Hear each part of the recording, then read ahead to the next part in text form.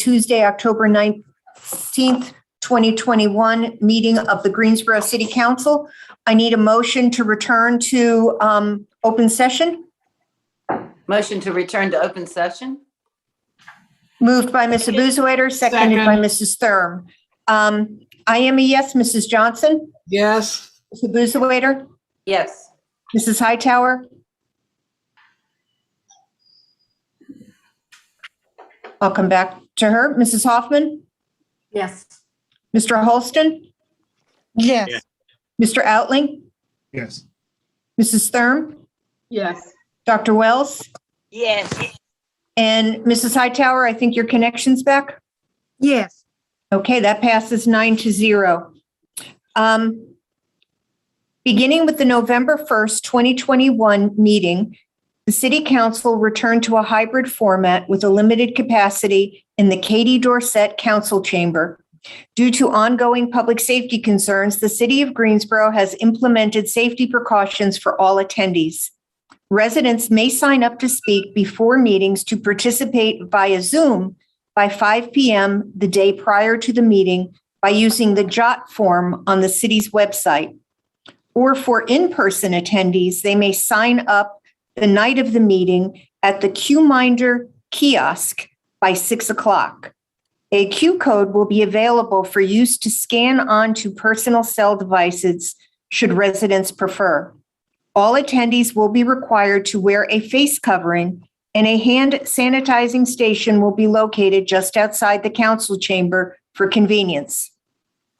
Attendees will be allowed inside to address their specific agenda item and will exit immediately after the item is discussed or voted on to allow others to enter the chambers. Voting will be conducted tonight by roll call vote, both verbally and electronically, as council considers consent, public hearing, and business items. Each member of council must vote unless there is a direct conflict. Council members should remain muted to minimize distracting background noises. Council should request to speak by physically raising their hands to prevent multiple people speaking at one time. Council will verbally make a motion or a second.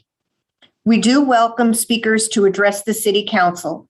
Council respects the right for the public to speak about matters of concern that can be addressed by council. Each speaker will be allotted 3 minutes.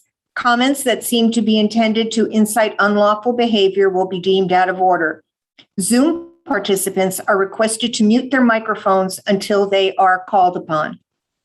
In order to be considered, written comments must be submitted online through the city's website, www.greensboro-nc.gov. Zoning matters do allow for a 15-minute presentation, both for and against the rezoning. There is also a 5-minute rebuttal for each side.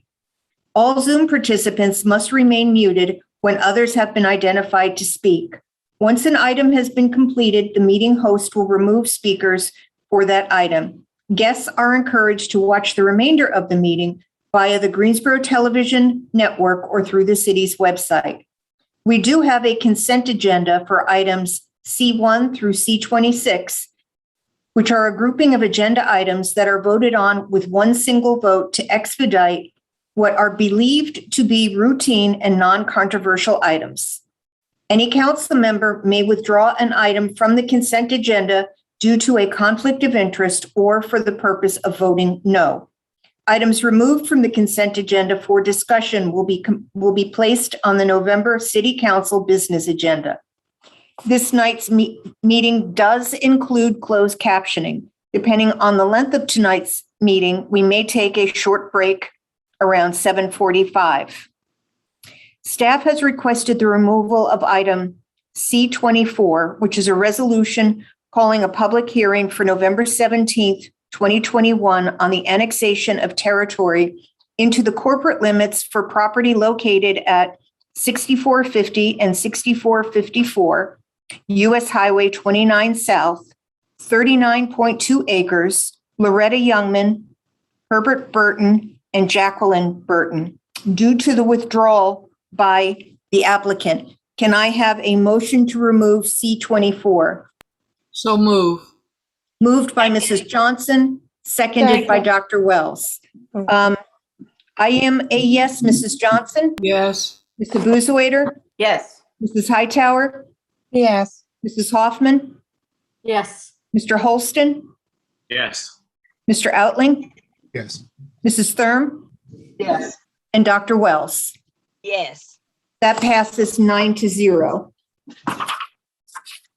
Staff has requested council to postpone item number D5, which is a public hearing for the adoption of an amendment to the Land Development Ordinance, amending sections 30.4-5, map amendments, 30-4-15, plot plans and site plans, 30-4-17 subdivisions, and 30-9-3 street access of the Land Development Ordinance related to transportation impact studies and cross-access regulations. This has been, we would like to move this to the November 1st, 2021 meeting of the Greensboro City Council without further advertising. Do I have a motion? Yeah. Moved by Mrs. Thurm, seconded by Mrs. Hightower. I am a yes, Mrs. Johnson, Yes. Mrs. Abuzawader, Yes. Mrs. Hightower, Yes. Mrs. Hoffman, Yes. Mr. Holston, Yes. Mr. Outling, Yes. Mrs. Thurm, Yes. and Dr. Wells. Yes. That passes 9-0. Staff has requested that council remove item E4, which is a resolution to authorize a contract with Corporation for Supportive Housing in the amount of $85,000 for operational plans for permanent supportive housing, and item E5, a resolution approving $3,030,700 loan to Partnership Home Inc. for acquisition of 2701 North O. Henry Boulevard. Move the item. Second. So this is to remove item E4. It is moved by Mrs. Johnson, seconded by Dr. Wells. I am a yes, Mrs. Johnson, Yes. Mrs. Abuzawader, Yes. Mrs. Hightower, Yes. Mrs. Hoffman, Yes. Mr. Holston, Yes. Mr. Outling, Yes. Mrs. Thurm, Yes. and Dr. Wells. Yes. And that passes 9-0. Now can I have a motion for E5? So moved. the item. Moved by Mr. Holston, seconded by Mrs. Thurm. I am a yes. Mrs. Johnson, Yes. Mrs. Abuzawader, Yes. Mrs. Hightower, Yes. Mrs. Hoffman, Yes. Mr. Holston, Yes. Mr. Outling, Yes. Mrs. Thurm, Yes. and Dr. Wells. Yes. And those two items, E4 and E5, will be on our next agenda. Just want to confirm that Yes. without further advertising. Permanent supportive housing will come back. Yes. Does When you say anybody, our next agenda, I was told the next business agenda, right? no, the next agenda, since it is time sensitive. Okay. Does council wish to remove any items from the consent agenda? No, not today. Okay, may I have a motion to move the consent agenda? Move the consent By agenda. Mrs. Hoffman, seconded by Mrs. Thurm. I am a yes. Mrs. Johnson, Yes. Mrs. Abuzawader, Yes. Mrs. Hightower, Yes. Mrs. Hoffman, Yes. Mr. Holston, Yes. Mr. Outling, Yes. Mrs. Thurm, Yes. and Dr. Wells. Yes. The consent agenda passes 9-0. We will now move on to the public hearing portion of our agenda. We do have 13 speakers signed up to participate in tonight's public hearing. Item D1 and D2 will be heard together. D1 is a public hearing for an ordinance annexing territory into the corporate limits for property located at 3904 and 3904 ZZ Randleman Road, 0.887 acres, Millum Management Group LLC. And item D2, a public hearing for an ordinance for original zoning for 3904 and 3904 ZZ Randleman Road, Eugene Lester III for Millum Management Group LLC. We do have two speakers in favor. Mr. Kirkman, could you give us a brief overview? Yes, thank you, Mayor Vaughn. The request this evening is to annex and establish original zoning for 0.887 acres from County RS 40 residential single family to City CDLI conditional district light industrial.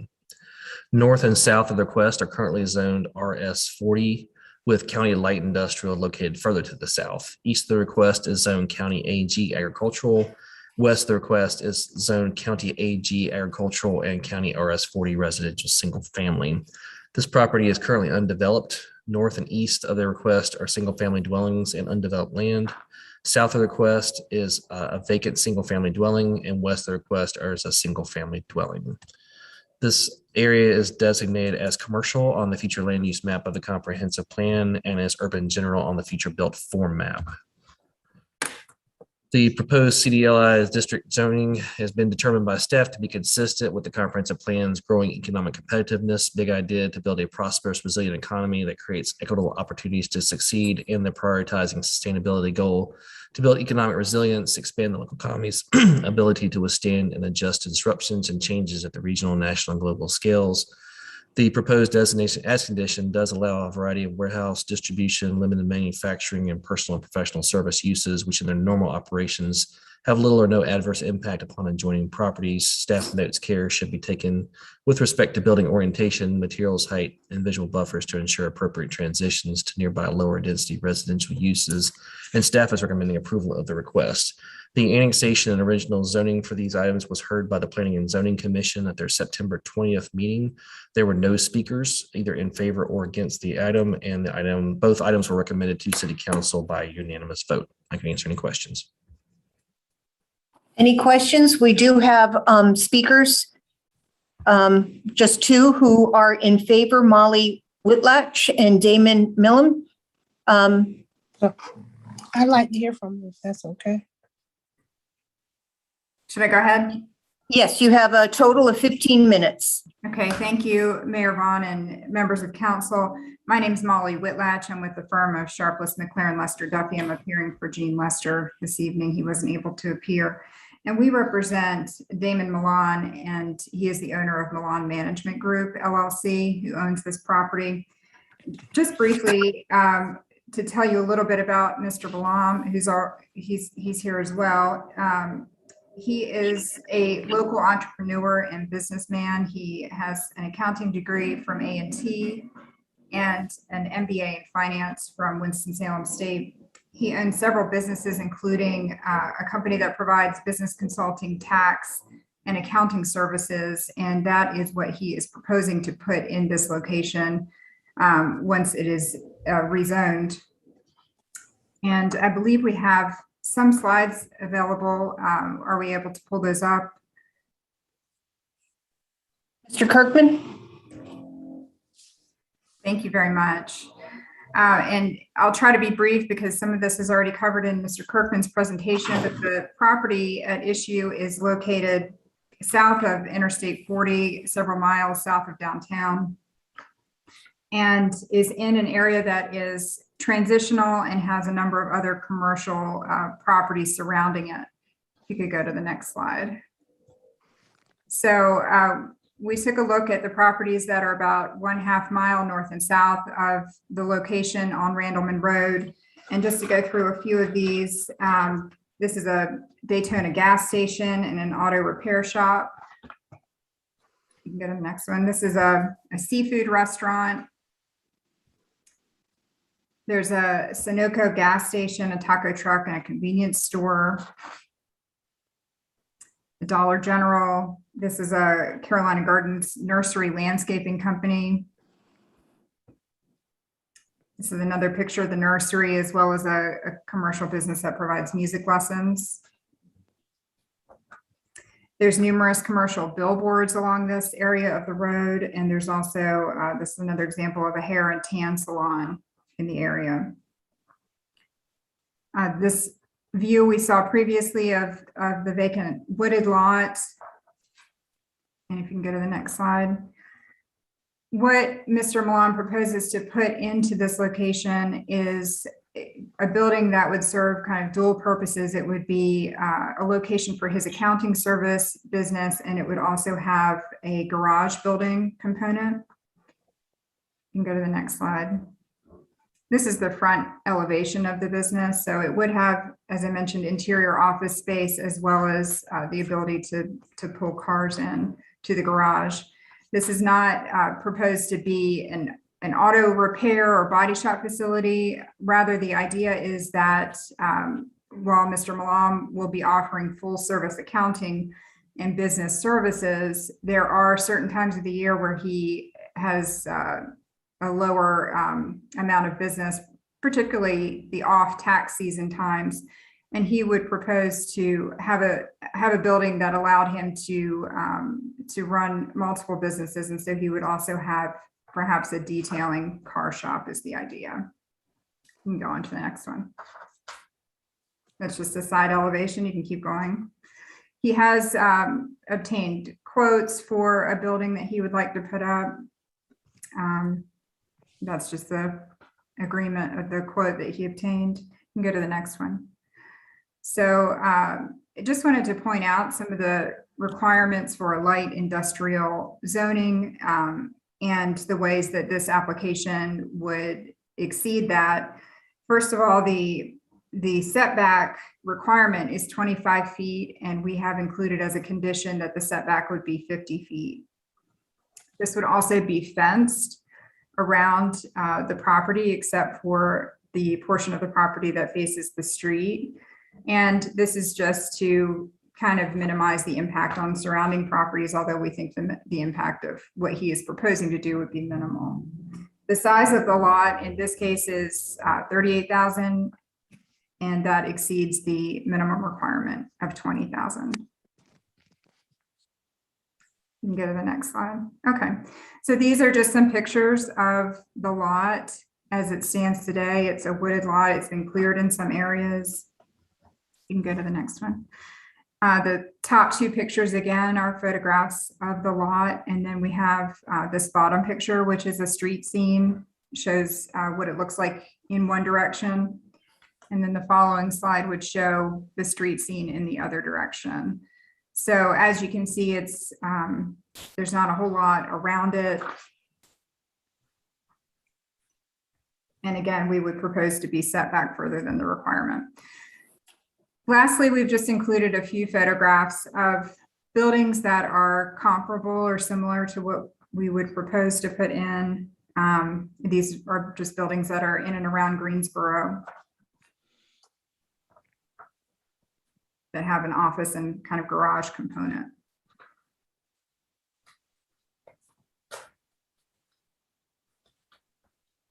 So I'm happy to answer questions if there are any, or I can yield my time to Mr. Mccallum, who is here as well to address any concerns. Mr. Mccallum, would you like to say anything? No, first of all, good afternoon to everyone. I have spoke with several Could members. Could you put your camera on? I don't have a way of putting my camera on this evening. Okay. Yeah. Can you go grab your camera? Yeah. Okay. Okay, I had someone go get me a camera. No, that's fine. Just, you can move ahead. Thank you. Okay. Good afternoon, everyone. The proposed project that I'm intending on doing on Randaman Road, it is a multi-use facility. I will love to bring accounting and consulting services to that area. I have a number of clients on the Randaman Road and beyond going out towards the country. So logistically, ideally that would be a perfect location for the expansion of my business. As my counsel has said, we are going to build a multi-use facility. I am also in the logistics business, and I have spoke with some people independently that had concerns of, would it be something that's a detractor to the area? And it certainly would not be. It's actually, I appreciate the pictures, but what we're going to do a modern contemporary design. It's going to have a stone front, and it's going to be the black steel building with the flat top. I've shared some pictures with several people, and I'll be happy to share them with whoever requests. But I definitely think it's going to enhance the area and also give us an opportunity to create jobs on that side of town. So I've been in Greensboro since 1992. So a lot of my clients come from the area, and I just want to give back.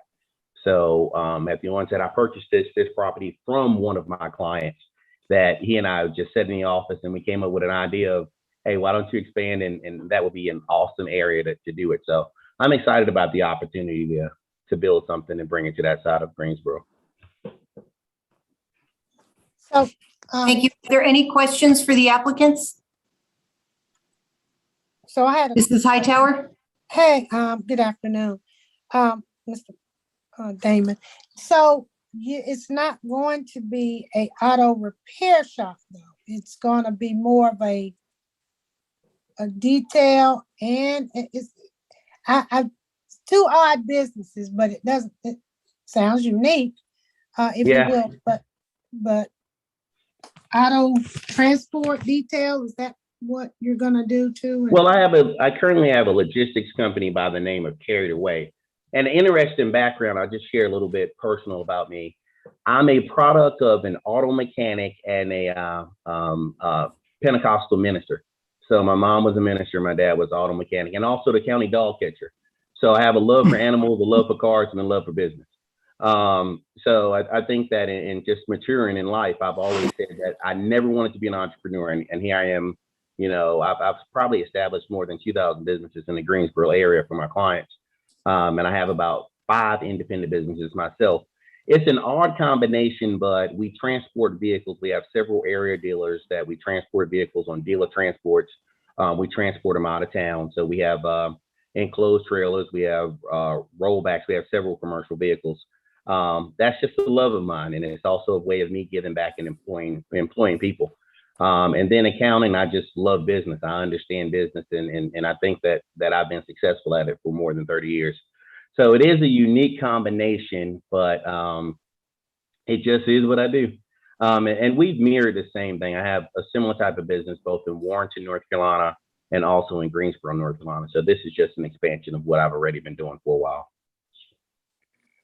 Thank you. Thank you very much. Thank you.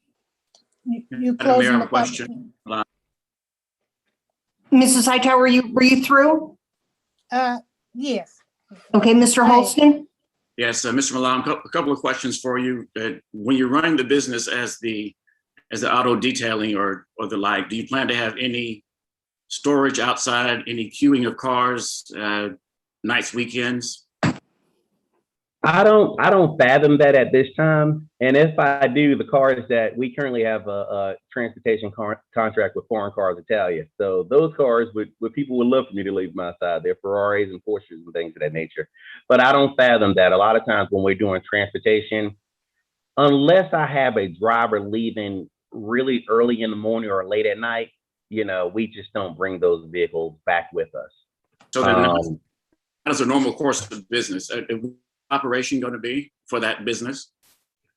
Repeat your question, sir. What are your hours of operation going to be for your auto business? For logistics business can be anytime as requested. Currently, I dispatch the trucks out of either my Warrenton location or my Greensboro location, which is off of Wendover. It's as requested. Sometimes it's early in the morning because we're going to do a dealer transfer. Sometimes it could be mid-afternoon. It's rarely at night or overnight unless we're going out of state. So that's extremely rare. And right. The accounting office, I know you didn't ask for that, but the accounting office, we take our first appointment at 10 a.m. And our last appointment at 7 a.m. just based on COVID right now. And a lot of my appointments are remote. We just try to have a contactless environment. But during peak season, we could work as late as 8 p.m. at night. Thank you. And one more question for you, back to the auto services side. Do you plan to store any products or supplies outside? No. Okay. No, outside of a vehicle, no, but no. And when I say a vehicle, that would be my personal belongings. Thanks so much. Thank you so much. Thank you. Any other questions? So, Mr. Mccallum, to piggyback on and what you just said about, I guess, your personal vehicle. Is this just a company vehicle that you would have outside? Yeah. These are company vehicles. Our company, our accounting firm, I love station wagons. I have a love for station wagons. So we have a solutions wagon that's blue and white. It looks like the Greensboro police car. When I'm behind people, they say, "Oh my God, the police." And then I have a little gold station wagon. They're all company wrap vehicles. I try to keep them colorful and keep them exciting. You know, when people come to my office, sometimes they're depressed, sometimes they're scared. So I try to add a breath of fresh air there. But all of our company cars are wrap vehicles, and they're colorful. They're pretty. So, and when you say you're gonna maybe make some jobs possible, what are you thinking? 4, 5, 3, 4, 2? I would fathom the greater part of 5 jobs. Right now, I'm extremely understaffed. Our offices, we have 3 different accounting offices. I said I have one in Warrenton, North Carolina. I have one in Concord, North Carolina. I have one in Greensboro. We operate as one company. So it's all of my monthly write-up and accounting work is centralized from Greensboro. Special projects is done from Warrenton, North Carolina, and then payroll and other special projects and some tax work. All offices do tax work. It's centralized in Concord, North Carolina. I would imagine that if we open up, we could probably create maybe 5 to 7 additional jobs. And that's my hope. And one thing that I will tell anyone, my staff, we probably pay 20 to 30% higher than the industry average. And that's across the board, because I try to attract and retain good people, because I want good results. Okay, very good. Thank you so much. Thank you very much. Thank you. If there are no further comments from the applicant, we can have a motion to close the public hearing. So moved. Moved by Mrs. Hightower, seconded by Mrs. Thurm. I am a yes. Mrs. Johnson? Yes. Mr. Buzawader? Yes. Mrs. Hightower? Yes. Mrs. Hoffman? Yes. Mr. Holston? Yes. Mr. Outling? Yes. Mrs. Thurm? Yes. And Dr. Wells? Yes. And that passes 9-0. I do need a motion for item number D1, which is the annexation. Move the item. Moved by Mrs. Hightower, seconded by Second. Mrs. Johnson. I am a yes. Mrs. Johnson? Yes. Mrs. Abusawader? Yes. Mrs. Hightower? Yes. Mrs. Hoffman? Yes. Mr. Holston? Yes. Mr. Outling? Yes. Mrs. Thurm? Yeah. And Dr. Wells? Yes. And that passes 9-0. I need a motion for D2, which requires the statement of consistency. Move it. I'll move it. Moved by Mrs. Hightower, seconded by Second. Mr. Holston. Mrs. Hightower, would you read the consistency statement? Yes, the Greensboro City Council believes that its action to approve the zoning request for the properties described as 3904, 3904 ZZ Randaman Road from County RS 40 residential single family to City CDLI light industrial to be consistent with the adopted GSO 2040 comprehensive plan and considers the action taken to be reasonable and in the public interest for the following reasons. The request is consistent with the comprehensive plan future built format and future land use map. The proposed CDLI zoning district as condition permits uses which is the context of surrounding areas, which fit the context of surrounding areas. The request is reasonable due to the size, physical conditions, and other attributes of the area. It will benefit the property owner and surrounding community, and approval is in the public interest. Okay, that has been properly moved and seconded. I am a yes. Mrs. Johnson? Yes. Mrs. Abusawader? Yes. Mrs. Hightower? Yes. Mrs. Hoffman? Yes. Mr. Holston? Yes. Mr. Outling? Yes. Mrs. Thurm? Tammy? Okay. No problem. And Dr. Wells? Yes. And that passes 9-0. Thank you. We Thank will you. now, I think this will be an enhancement to Random Road, things we're trying to get done down there. So yes. I think it will be. Thank you. Thank you for. Item number D3 is a public hearing for an ordinance designating historical landmark for the Laura Brockman House at 716 Walker Avenue. We do have one speaker in favor of this.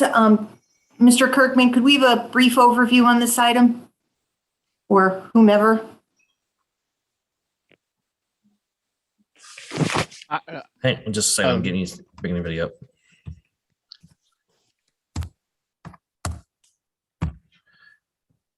And we have a speaker who can speak more to this, but basically what is being requested is to close 3 existing street right-of-ways on Highwood Drive, Mccallum Street, and Kellum No, I'm Street. sorry, Mr. Kirkman, we're on Yes. D3. Oh, I'm and- sorry, this is the historic one, yep. Yes, Mike Cowhey will who- handle that one. Yes. Sorry, wrong Mike. Sorry. Okay, this is Mike Cowhig, and I'll be glad to introduce this item. Thank you, this- Mike.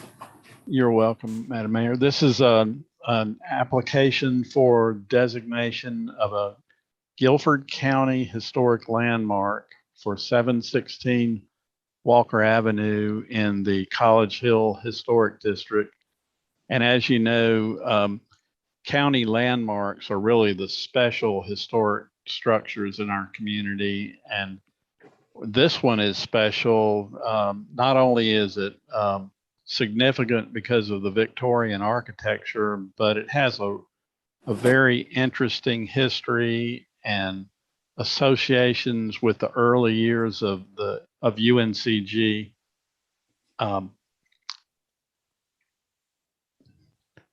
There you go. And in fact, the Mrs. Brockman was invited by, as I understand it, the first president of, at that time, it was the State Normal and Industrial School.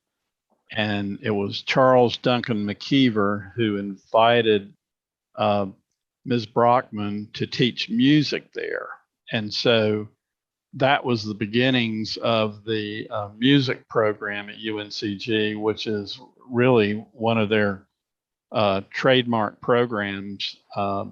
And so the house has unique features that represent her musical background through stained glass windows with musical features and a number of other features like that. So we do think this is one of the special historic structures. And this is really, landmark designation is one of our only tools to truly preserve historic resources in Greensboro. So be glad to answer any questions. I know the owners are here as well.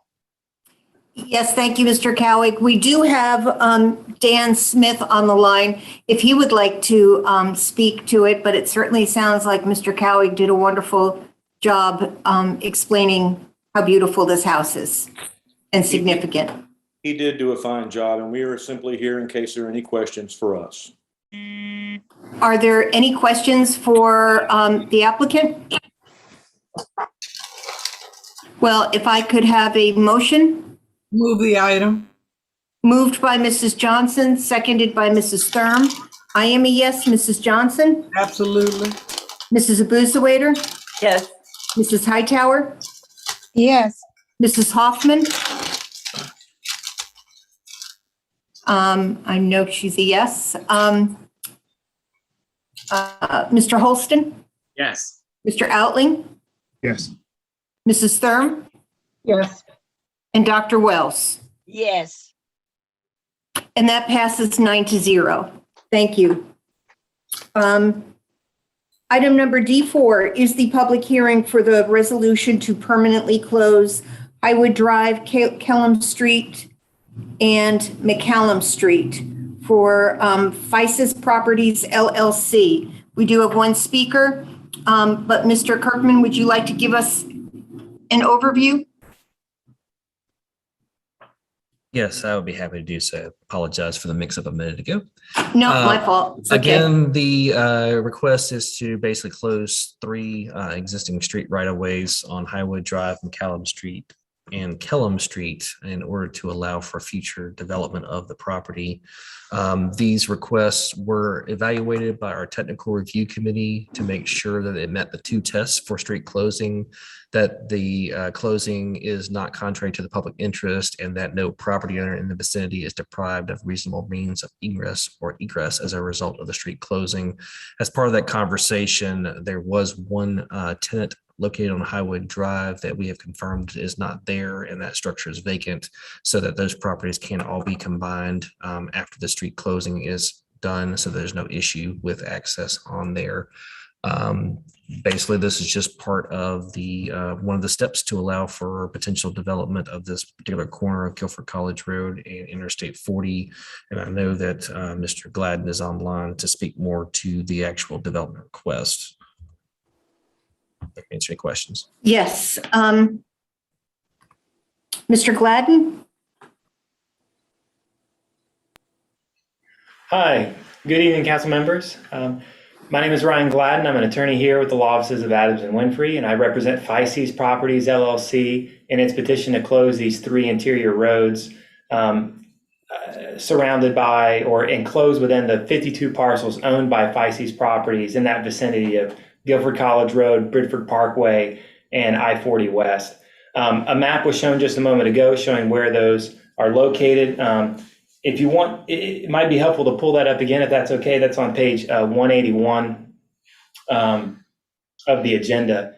And it does show here that we're looking to close Highwood Drive for approximately 1,050 feet from Guilford College all the way to its terminus with Kellum Street, and then closing both Kellum and Mccallum Street from their juncture with Highwood Drive to its eastern terminus there with western terminus with eastern terminus before Bridford Parkway.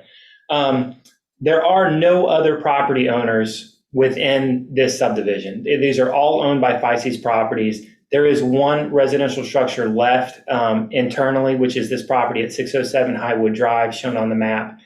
And we did have a tenant there. We worked with that tenant closely and found them a new accommodation, and have confirmed with the Greensboro City Fire Department that it is now vacant. And so now there are no parties living again internally and no other owners of properties that are serviced by these streets. And so we do believe that now it is appropriate to seek the closure of these roads in preparation for the sale and development of these properties as a unified commercial tract. And I'm available to answer any questions that the council may have.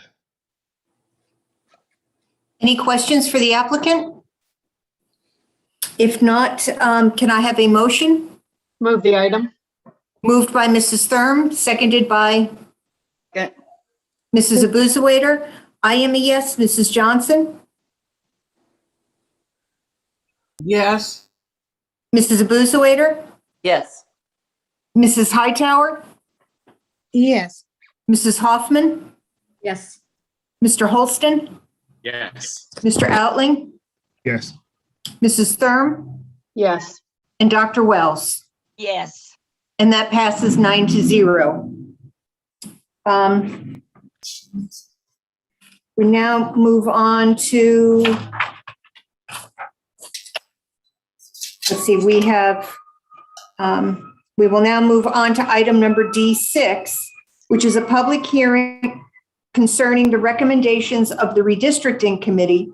We do have a number of speakers, all the members of the Redistricting Committee, and Mac McCarley and Ladidra Matthews from Parker Poe, which were our consultants. However you'd like to start. Mr. McCarley?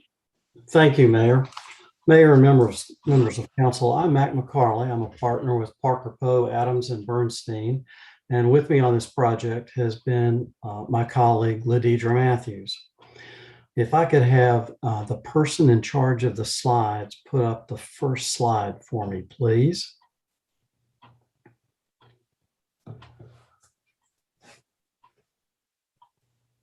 And the next one.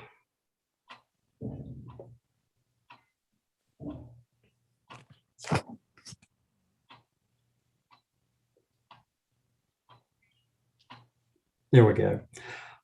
By resolution on August 31st, the council created the Citizens Redistricting Committee to advise you on proposals to rebalance the city council districts following the 2020 census. I'm not aware of any other North Carolina community using a citizens committee this cycle.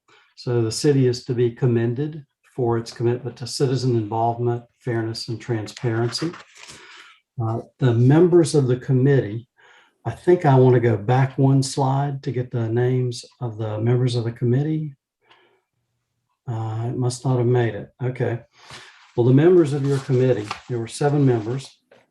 They are Ryan Blackledge, representing the Greensboro Chamber of Commerce, Laura Blackstock, representing the Greensboro Neighborhood Congress, Steve Bowden, Steve Bowden, representing the Simpkins PAC, Reverend Bradley Hunt, representing the NAACP, Teresita Maxey, representing the International Advisory Committee, Marlene Sanford, representing Trebic, and Ellen Weiner, representing the League of Women Voters of the Piedmont Triad.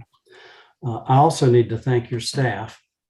The Planning Department, led by Sue Schwartz, and the City Attorney's Office, led by Chuck Watts, have been extremely helpful in this process.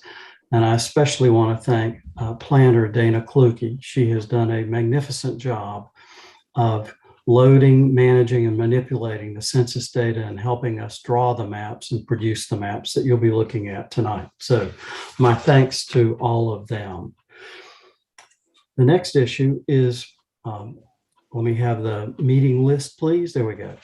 The first meeting was on September 15th. And at that meeting, we did an introduction to redistricting for the committee members, and they debated and determined criteria that would be used in drawing the maps later. We discussed the law, we discussed the demographics, map drawing. The committee determined that because one of the districts is over the 5% limit for population, then we do need to redistrict. The committee selected its criteria to guide the development and draft of the maps, and I'd like to share that criteria with you. First, all districts should be relatively equal in population. They can deviate at a rate no more than 5% above or below the ideal district size. And the ideal district size is determined by dividing the city's total population by the number of districts, in this case 5. So each district ought to be roughly 1/5 of the city's population. Next, all precincts in a district must be contiguous to another precinct in the same district. Next, districts should be reasonably compact. Next, precincts would be the basic building blocks of districts and wouldn't be split unless necessary to achieve a lawful plan. Next, communities of interest, such as neighborhoods or regions where the residents have common interests, will be preserved to the greatest extent possible.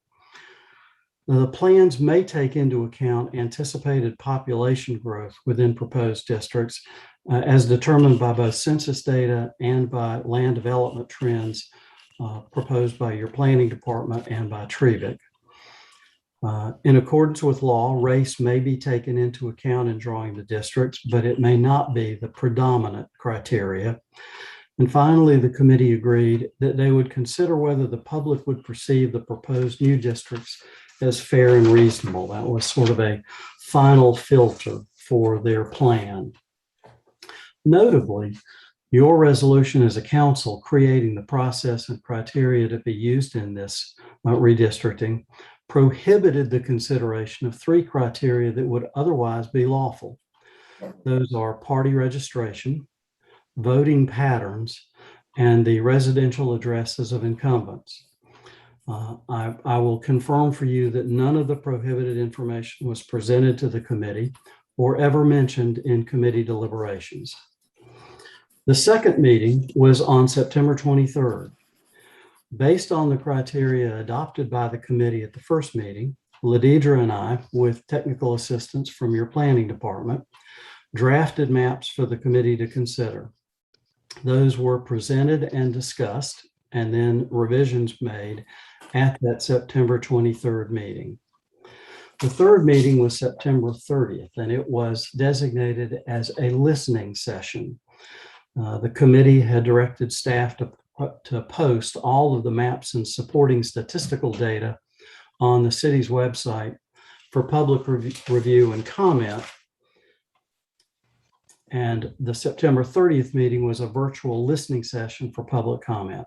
Following the statements and questions of several speakers, the committee made additional changes to the maps for consideration. Their fourth and last meeting was last Tuesday, which was to formulate recommendations. At that meeting, they made additional changes to the draft maps and created one new additional map, the moderate change map that you'll see in just a moment. Could I have the next slide, please? We're missing one slide, but that's okay. The committee recommended to you 3 different maps for your consideration and for public comment tonight. The first one is the one you see on your screen now. That's the pie-shaped version 2 draft map.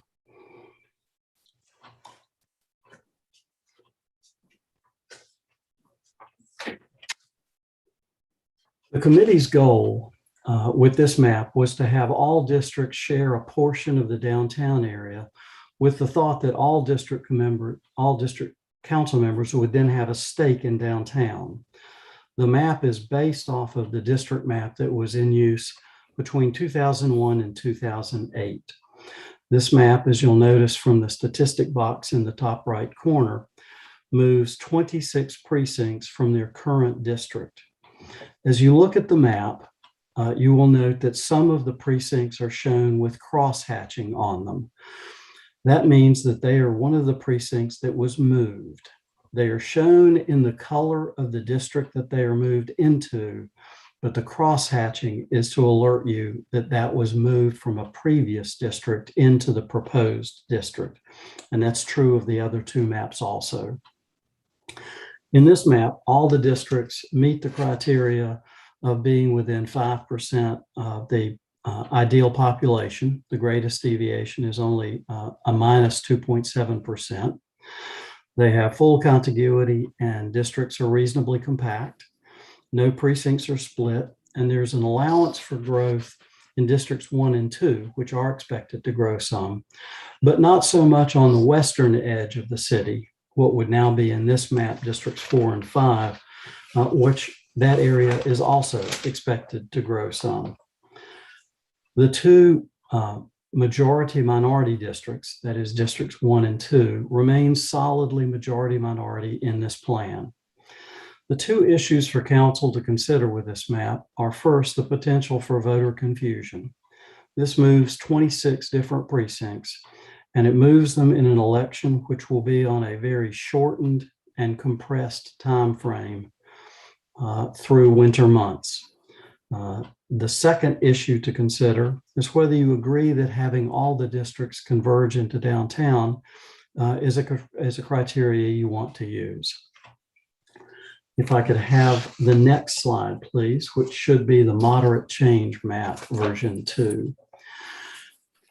This map moves only 4 precincts. It meets all the criteria for districts being within the 5% variance of population. All the precincts are contiguous and the districts are reasonably compact. There's an allowance for growth in District 2, but not much in the others.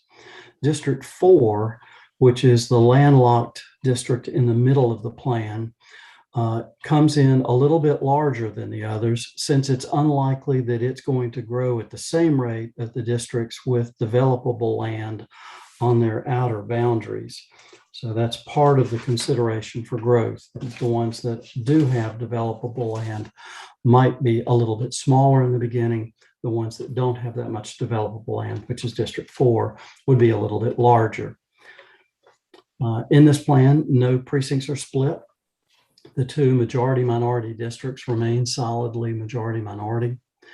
Notably, this map also has 4 of the 5 districts converging on downtown. Only District 5 has no downtown connection. As for compactness, it is no less compact than the present map. If I could have the next map, which is the least change map, please.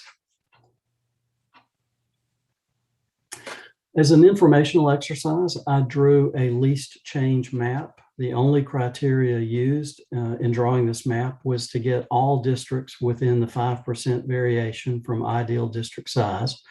No other criteria were used. My draft moved 2 precincts. However, the committee revised it to only move 1.5. You'll notice that precinct 26 near the top of the map, shown in crosshatch, is split, having one portion of it in District 2 and one portion of it in District 3. That split is along North Church Street.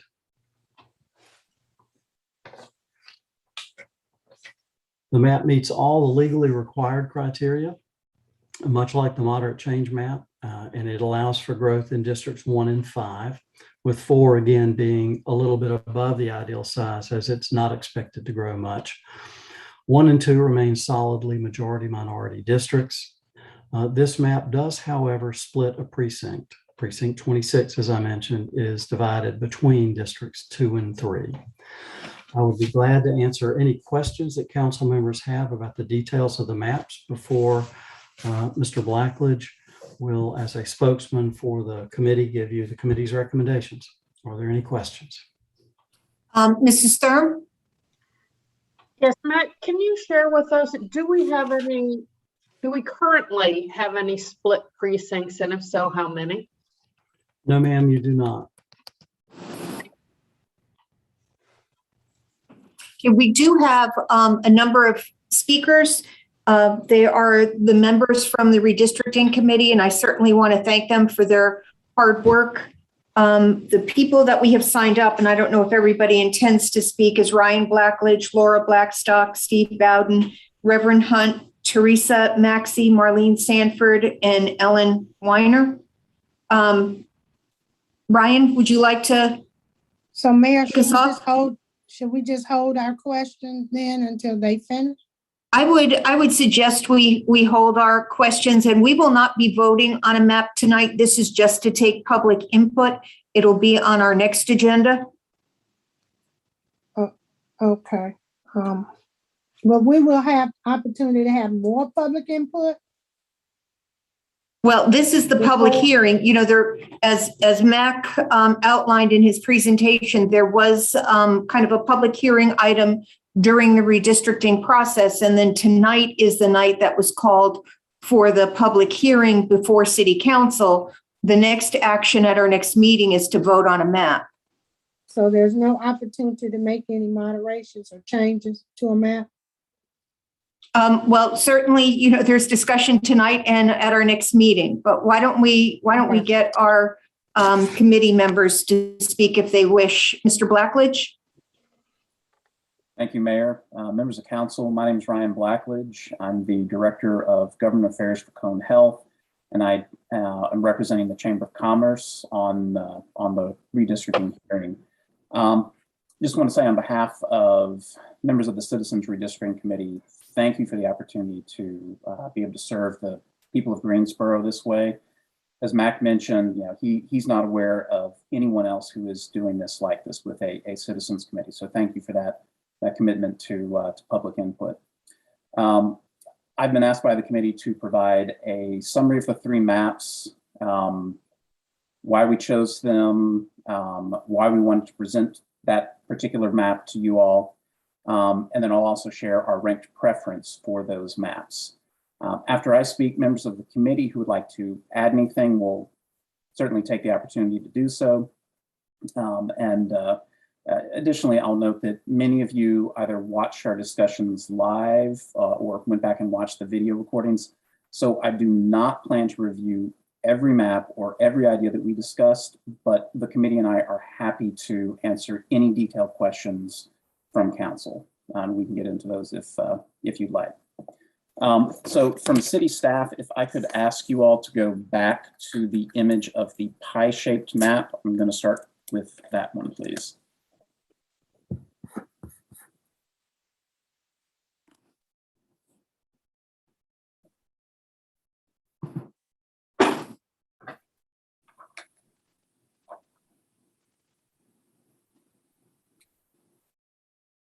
All right, and then 2 slides back.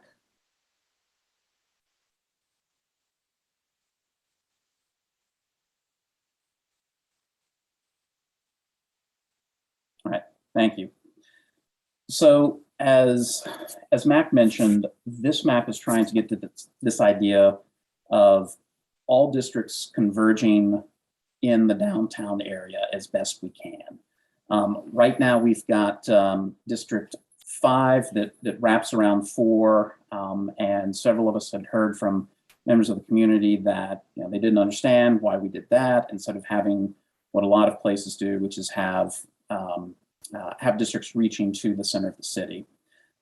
One of the benefits of that the committee discussed is it gives all members of council a good mix of sort of the downtown central urban, the established general urban, and then newer growth areas within the city, so that all members of council, when those issues come before council, have some exposure and know what it's like to have different parts of the city growing in different ways.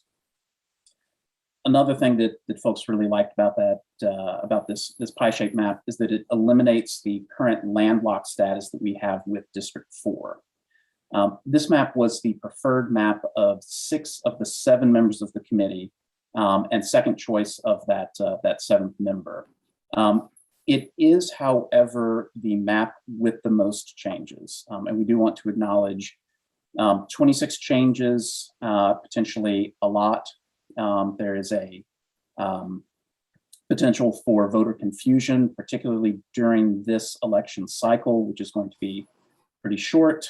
So the questions as to whether or not voters will have an opportunity to know which district they're in, whether candidates will have an opportunity to effectively communicate that, again, given the shortened election cycle that we're going to be facing, as well as other things such as trying to campaign during the holiday season, and then also our ongoing COVID pandemic and ability to have gatherings that we used to, would have had during election cycle, but don't have as much. So we discussed that as a committee. One of the counters to that is recognition that this is a disruption, but it would be a disruption in one election cycle out of a 10-year period. Do want to note also, if you get to comparing this map to others with districts 4 and 5, and looking at the population, because this map has those so different from the other maps, it makes it very hard to compare those. So 4 on one on the other 2 map is different from District 4 on this map. All right, can we go to the next map, please? The moderate change. So this one, which I will note is labeled moderate change, but if you sort of have a scale of 0 to 26, changing 4 is pretty close to not many changes. As Mac mentioned, this map tries to adhere to that same idea of bringing the districts down to the close to the downtown area, but it recognizes that remaking and redrawing so many districts could be very, very disruptive. So to achieve that, it moves that district G44, which is currently part of District 3, into District 4. That is a lot of downtown area south of Friendly would be moving into 4 with this map. There are then 3 other changes that are made. 2 of those changes address the larger sizes of districts 1 and 2. And then there's a change made moving out of District 4 into District 3 to balance out the population shift of moving that G44 out of 3 into 4. This was the preferred map of one of the members of the committee and a strong second choice of, I believe, everybody else. on the committee. Downsides to this, District 4 does remain landlocked, so there's not that same ability to participate in the experience of outward growth. However, in looking at some of the redevelopment in the downtown area, it gives that experience to whoever is representing District 4. If we can move to the next map, please. All right, this third map, which Mac referred to as asked to draw sort of on an exercise, is the answer to a question. If we wanted to change as little as possible, absolutely as little as possible, what could we do? Mac did present us one that changed 2, but one of those districts, we had a discussion about how taking it from District 2 to District 3 probably would not be a welcome change from folks in that area. And so we worked on a few things and came up with this map, which changes, as Max said, 1.5 districts. This was the minimum number of changes we could make to comply with the law. It does, however, split a district. That was one of our guidelines, split a precinct. We did not want to split any of the precincts, but when we looked at things, dividing along Church Street seemed to be one that administratively could be done, could be managed by the Board of Elections, as well as could be managed by candidates talking about, oh, you're in 26th, you live east or west of Church Street. But again, this is a map that we felt like we should present it to the committee. To be clear, it is not the preferred map of any member of the committee, nor is it the second preferred map of any member of the committee. However, again, we felt like we should present to you all, if you wanted to make the least number of changes, the least disruption for districts and citizens knowing which district they're in, that you should have an opportunity to see this map. With that is a brief overview of what we went through. At this point, I would ask Madam Mayor if any other members of the Citizens Committee have anything to add, to please do so.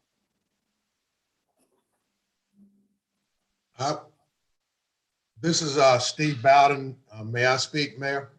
Yes. All right.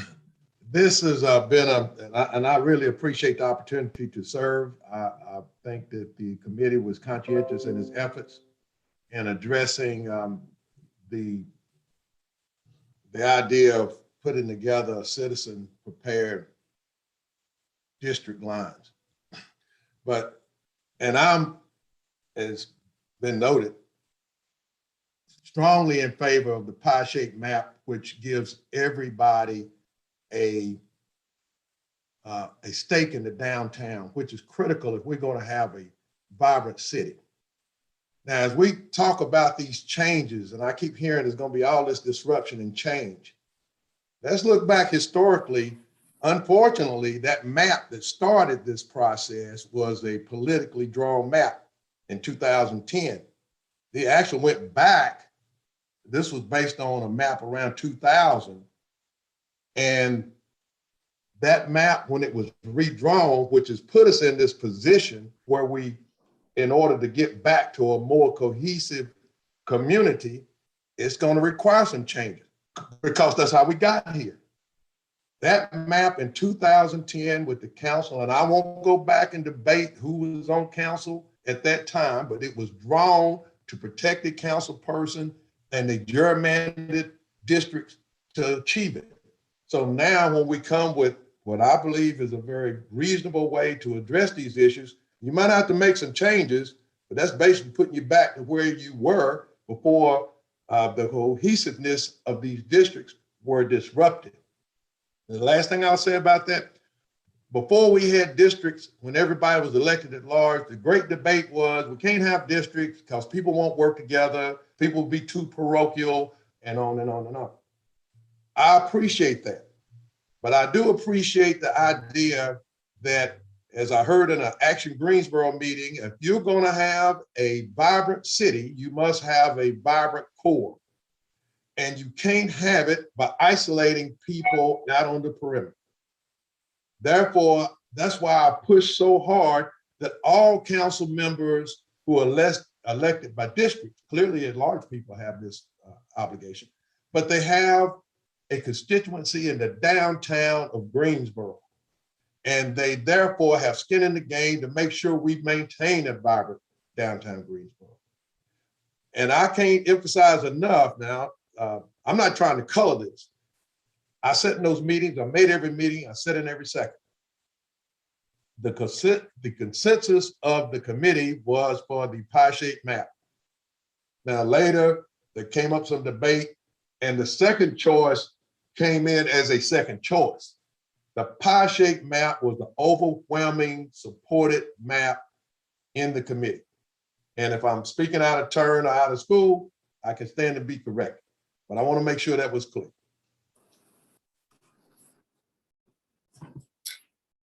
Thank you, Mr. Bowden. Anybody else on the committee wish to speak?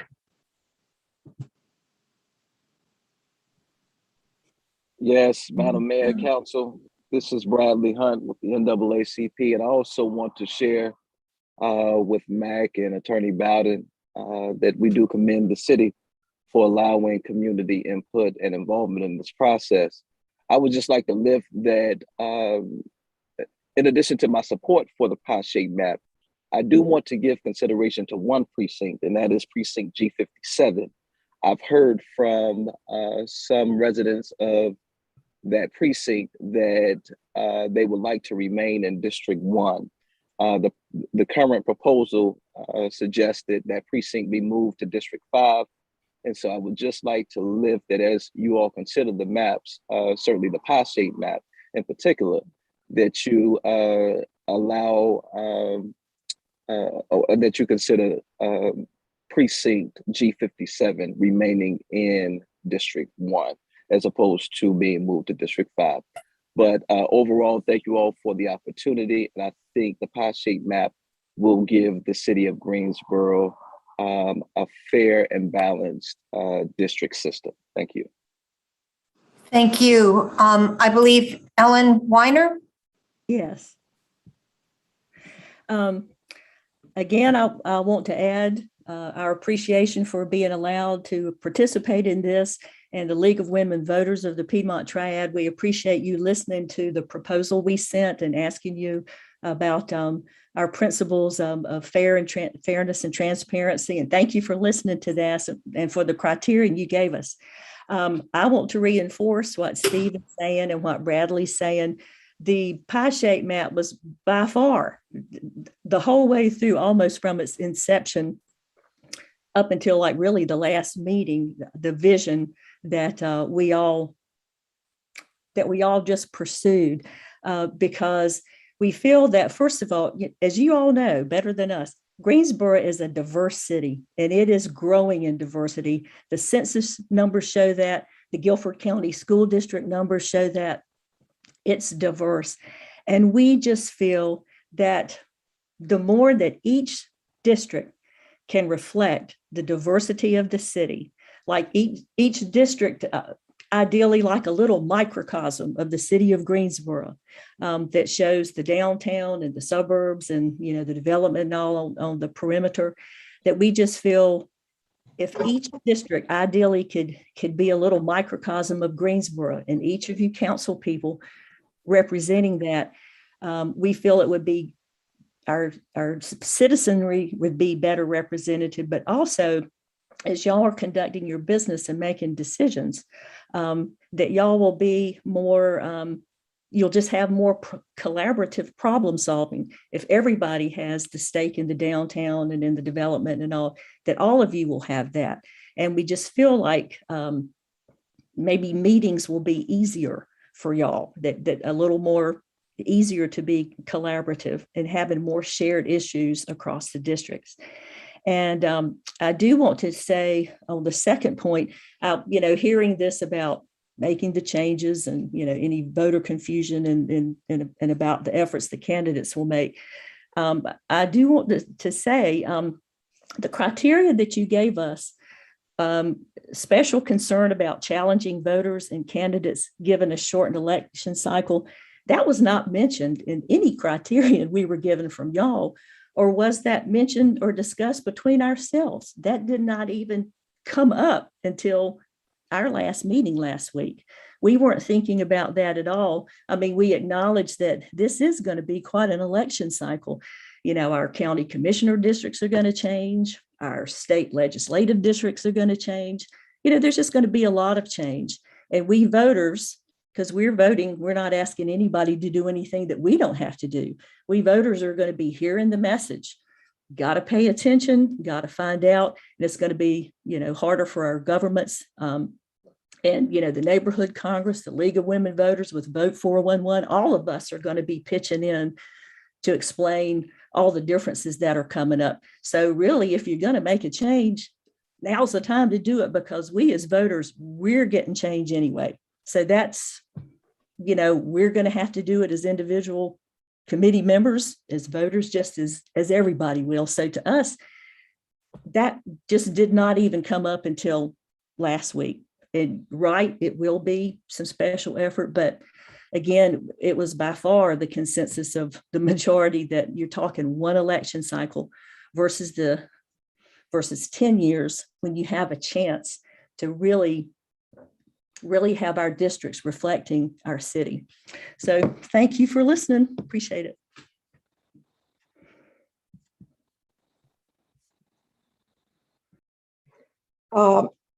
Madam Mayor,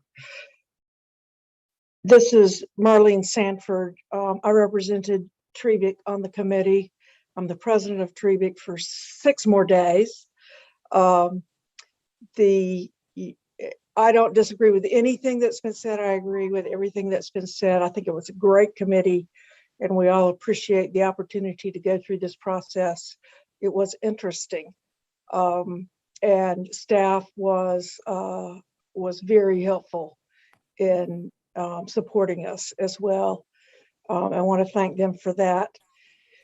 I would just clear up one thing that Ms. Weiner is absolutely right. We did not start talking about the voter confusion potential until the last meeting, and that is because after we saw what our pie-shaped map vision was going to do in terms of moving precincts into new districts, I heard from several folks how that would be a challenge in this particular campaign year. Any other, if this were a normal redistricting and a normal election cycle that hadn't been delayed and we didn't have COVID and all those other things, then the pie-shaped map, I think, would have been unanimous for support as the thing to do.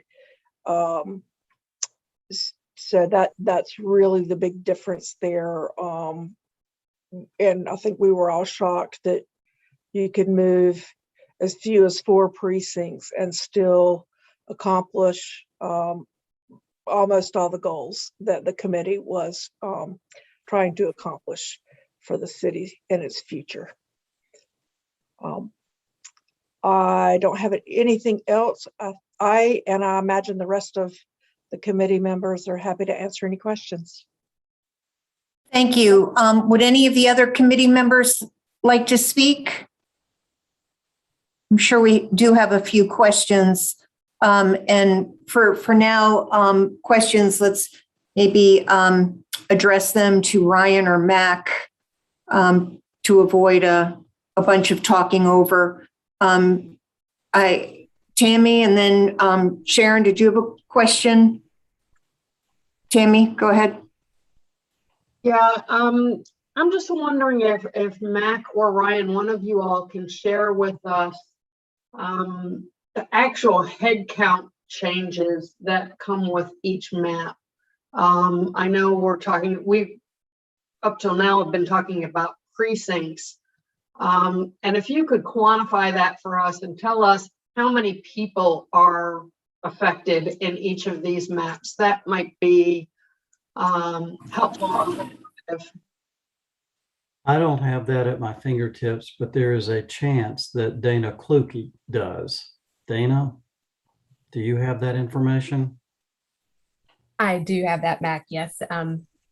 There are, with pie-shaped version 2, there would be 77,877 residents moved.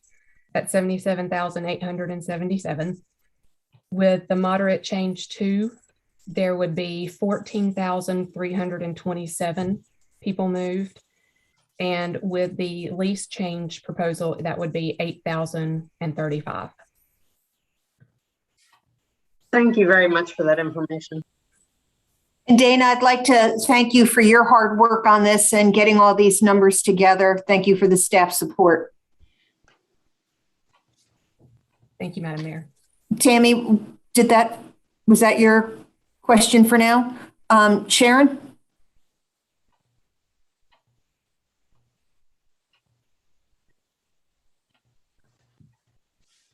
We're not hearing you.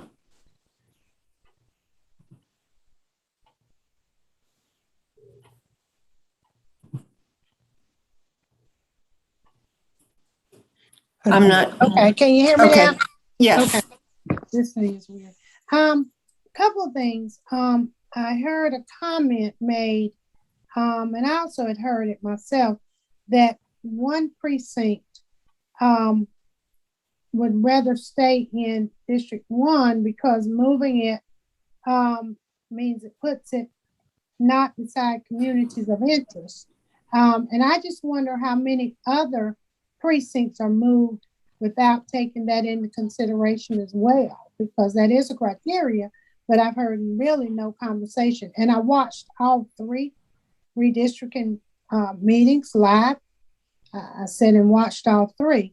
So I'm wondering if we need to go back and revisit that and then consider if we remove that one precinct, does that mean we need to move any others?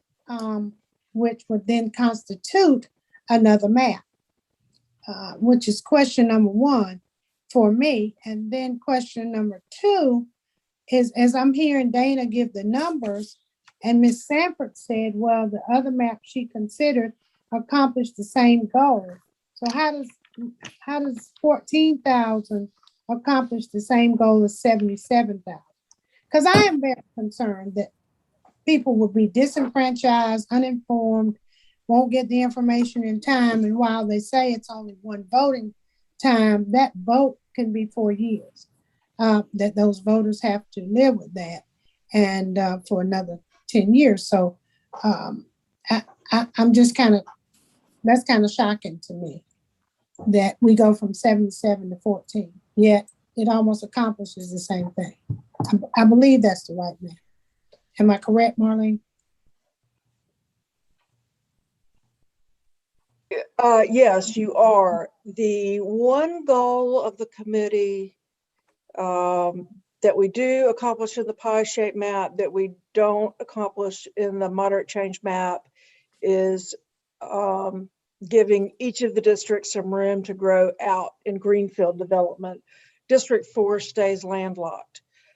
So that's the big change. It turns out it's sort of rocket science to partly because of contiguity of some of the precincts around the northern part of the airport. It turns out to be rocket science to open up both District 4 and District 5 to greenfield growth without changing an inordinate number of districts, in this case 26. So by giving up that goal for District 4, but giving District 4 substantial opportunity for infill growth in South Downtown, that's the compromise that had to be made in order to keep in order to minimize the number of precincts that were moved. Okay, thank you. And then I'll go back to really my first question. Well, and I think Ryan might have wanted to make a comment on that as well. Yeah, just one thing. Mac mentioned this during his presentation. The moderate change map does a good job of getting 4 of the 5 districts to downtown, which is better than 3, but it does not get that 5th district. Thank you. Right. And I think Mac. The pie map doesn't give 5 districts downtown either. There's no way to do that without splitting up several of the precincts down there. We didn't go that far. I think we would prefer you to tell us to go that far if you wanted to. And I think Mac wanted to weigh in. Yes, ma'am. On the first question, which was Reverend Hunt's comment about precinct G57 and Ms. Hightower's question about moving that. If the person who's controlling the maps could put up any of them, frankly, why don't we try the pie-shaped version? I want to show you something about the difficulty of moving precincts. You'll notice that, first of all, precincts 1 and 2 were both too large. We need to move population out of 1 and 2. So if you look at 1 and 2, particularly with 1, there aren't that many precincts that you can move. So if you move G57, you accomplish the goal of getting enough voters reassigned so that that district is now within the 5% tolerance. If you don't move that precinct, then you've got to move the one right above it, G56, or the one above that, G51, because you can't move one of the ones on the northern end of the district, because that would move it into District 2, which is also too big. So there aren't very many choices for what to move. I will be glad to take a look at maps that move either someone G56 or G51 and see if that's any different, and take a look at the neighborhoods that are in those. But those are basically the only 4 choices to get population out of that district, out of District 1, so that it meets the population goals. So does that, is that in the pie map? That's in any of the maps. So that's in all of the maps? Yes, ma'am. There just aren't that many choices. So apparently there has been some history with that precinct being moved, not maybe in this time, but in previous times. And the experience has been that they're moved away from communities of interest. And so to me, that's voter disenfranchisement. If you move someone into an area where they don't feel there's anybody that they can vote for or support that supports their beliefs and initiatives. So I just would like to see us further explore that, because that came up as a concern from someone that I feel has a lot of knowledge and experience around that too, which I wish we could have more public hearing as well. And so then finally, I'm wondering, the pie-shaped map or any of the maps, how many of the committee members got moved in their precincts? I don't know. We didn't ask. So I think one issue is, Mac, don't we have to have these maps submitted by the 17th? Do we have to make a choice by the 17th, and it needs to go to someone? Yes, ma'am, but you actually need to make a choice by the 12th so that we can tell the Board of Elections that they will have the maps by the 17th. Okay. So we're running short of time, Mayor. We have basically 2.5, 3 weeks. Well, and that was my question. That's why we're having the public hearing now, and then we'll vote on it at our first meeting. And I do think that the redistricting committee did a great job of having those meetings back to back to get us to the point where we are today. We pushed them hard and fast, yes. Ellen, I see you have your virtual hand raised. Did you want to say something? Yes, I would like to address the question about our consideration of communities of interest.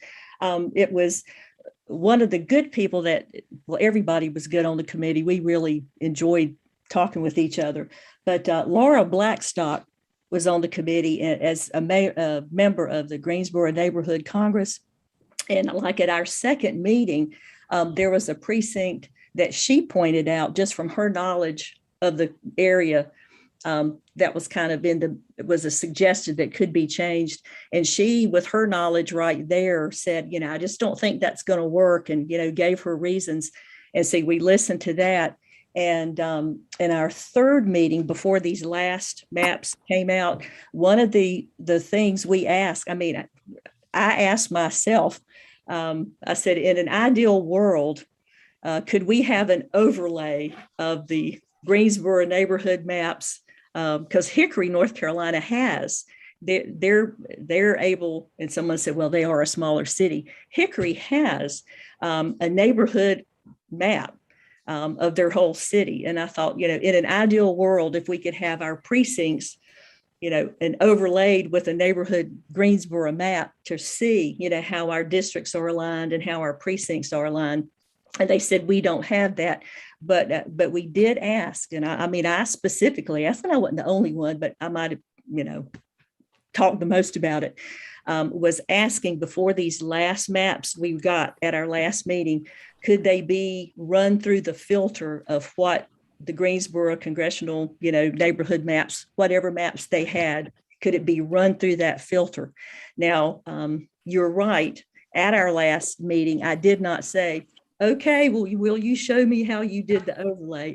I guess I trusted the process, but that was definitely one of our criteria. And it was one that you gave us. It was one we discussed the first night. And it was one, I only speaking for myself, that I specifically asked with this last maps. And so they didn't come back last week saying that there was a problem. So, Bradley saying this, what he's heard from a precinct, that's good to hear, because these precincts, there are a lot of them and they are small.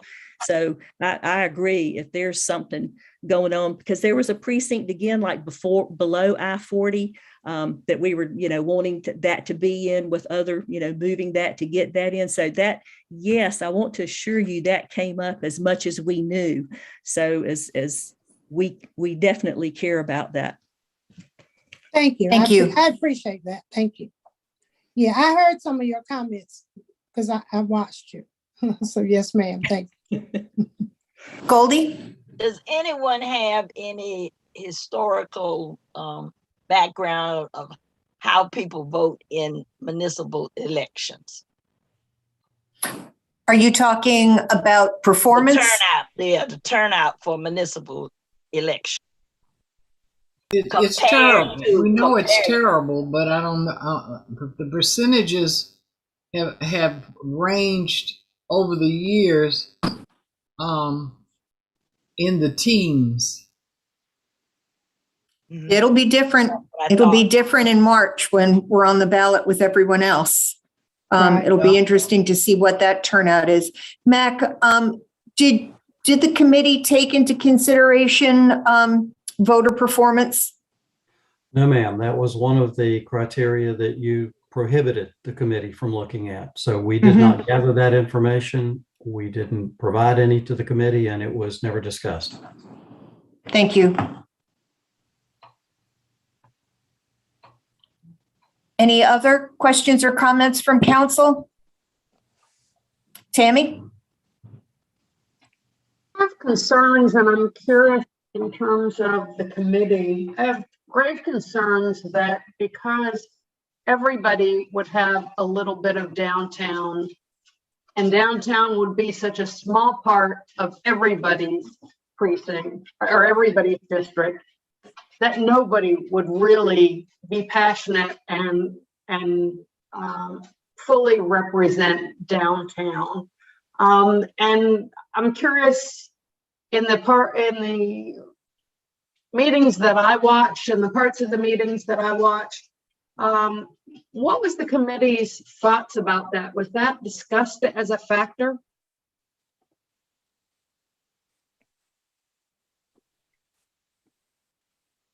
Let me say, I share some of Ms. Thurm's concern that, whether or not it's the map that moves, 4 districts into downtown. I don't know that it makes downtown 4 times stronger, I'm afraid that it dilutes it by 75% because nobody really has skin in the game at that point. I could answer that. The committee's thought process was that if all 5 districts or as many as possible have some of the city center, then they have a vested interest in paying attention to the city center. The truth is, the actual few blocks that we all think of as the downtown are really only in 2 precincts. The majority of that is only in 2 precincts, and that was all in District 3, and now it's split between District 3 and either 4 or 5, depending on the map you're looking at. But the other 2 other districts do come in and take what most cities would consider a part of the city center. So it is definitely the older parts that's mostly commercial, but goes a little bit further out from that Davie Street to probably Eugene Street kind of boundary. So the change from the districts you have now, if I understand it correctly, and Dana, by all means, jump in and correct me if I'm wrong, it really preserves what you have now, except it splits up those 2, obviously downtown where we have our high rises, into 2 different districts instead of just 1. And it's not possible to get everybody into, the corner of Market and Elm or whatever your goal is without splitting those 2 precincts up between all 5 districts. So if you want that to be done, it could be done, but it's not a bridge that we crossed.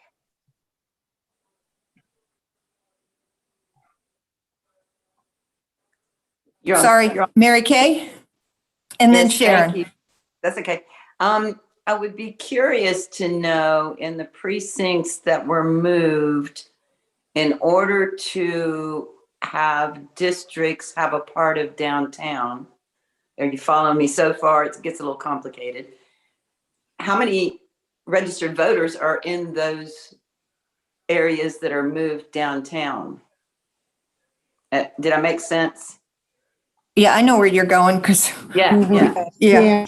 And the only precinct that moved for that was G44. Dana, do you have the population for G44?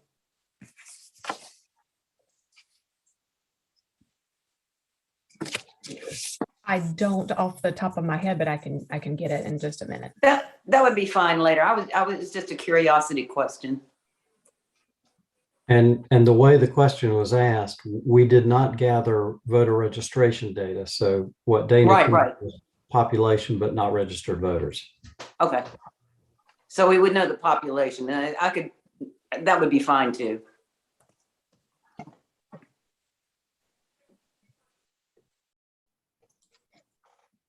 And I just looked at the map online using the interactive map that Dana worked on. It looks like 3,008 live in that G44. Thank you. Sharon? Yeah, I also was just curious if they even took economics into consideration in all of this, because sometimes certain districts need economic,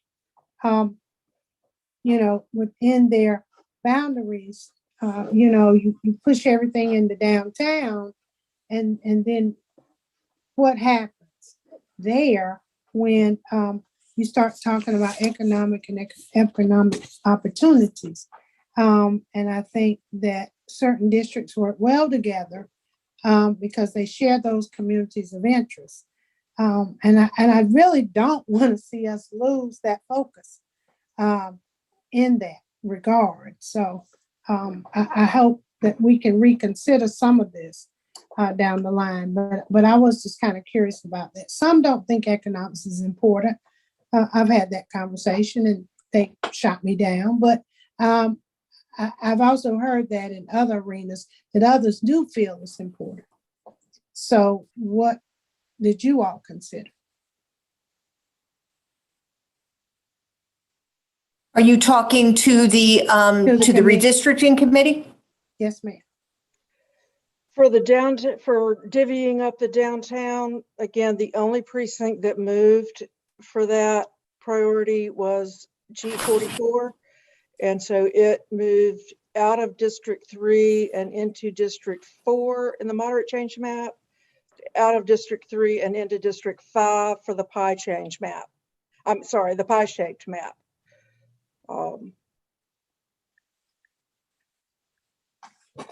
Okay. So, Madam Mayor, if I may, to answer yes. about economics, we did not look at, we didn't add up GDP by district or something like that. We looked at populations, discussed communities of interest, that type of thing. Did not look at the particular economics, one district or another. Okay. Other questions for the committee or staff? Hugh, did you have a question? Madam Mayor, I had a question earlier in response. Ask about the pie shape map, the intent.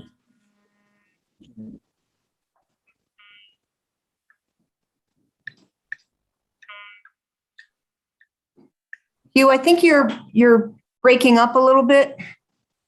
You hear me now? Yes, could you try that again, please?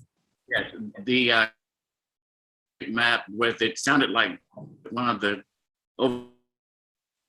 map was to give everyone a piece of downtown.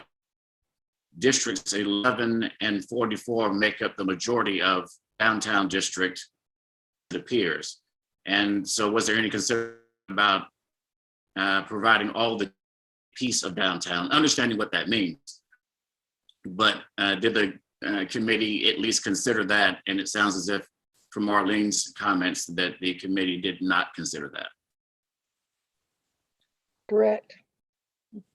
No, we did not consider breaking up downtown, and clarify when we say downtown, it's probably more appropriate, more clear for us to talk about center city, middle of city, that type of thing, as opposed to trying to get a literal piece of downtown to everyone. It's trying to get everyone close to that central core. Thanks. I do have one more question regarding the least change map that looks like it takes the one district out of 1 and places it into 4. I'm looking at the target deviation. I believe the target deviation following that move, it looks like District 4 is up 2 points, and I believe District 1 is down, if I remember that properly. If that's the case, what was the thought process behind that? Madam Mayor? Oh, yes, Ryan, and then Mac. The technical answer is that we were trying to have growth as a factor, and 1, 2, and 5 were the districts that apparently have the greatest potential for growth. So we were trying to get 1, 2, and 5 below the ideal number so that as they grow into that number rather than start above it and grow way past it. Okay, thank you.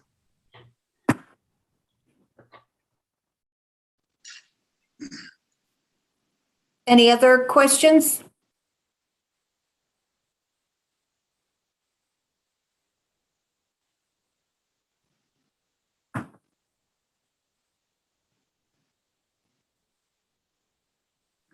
Councilwoman Hightower, we can't hear you. It looks like you're talking, but we can't hear you.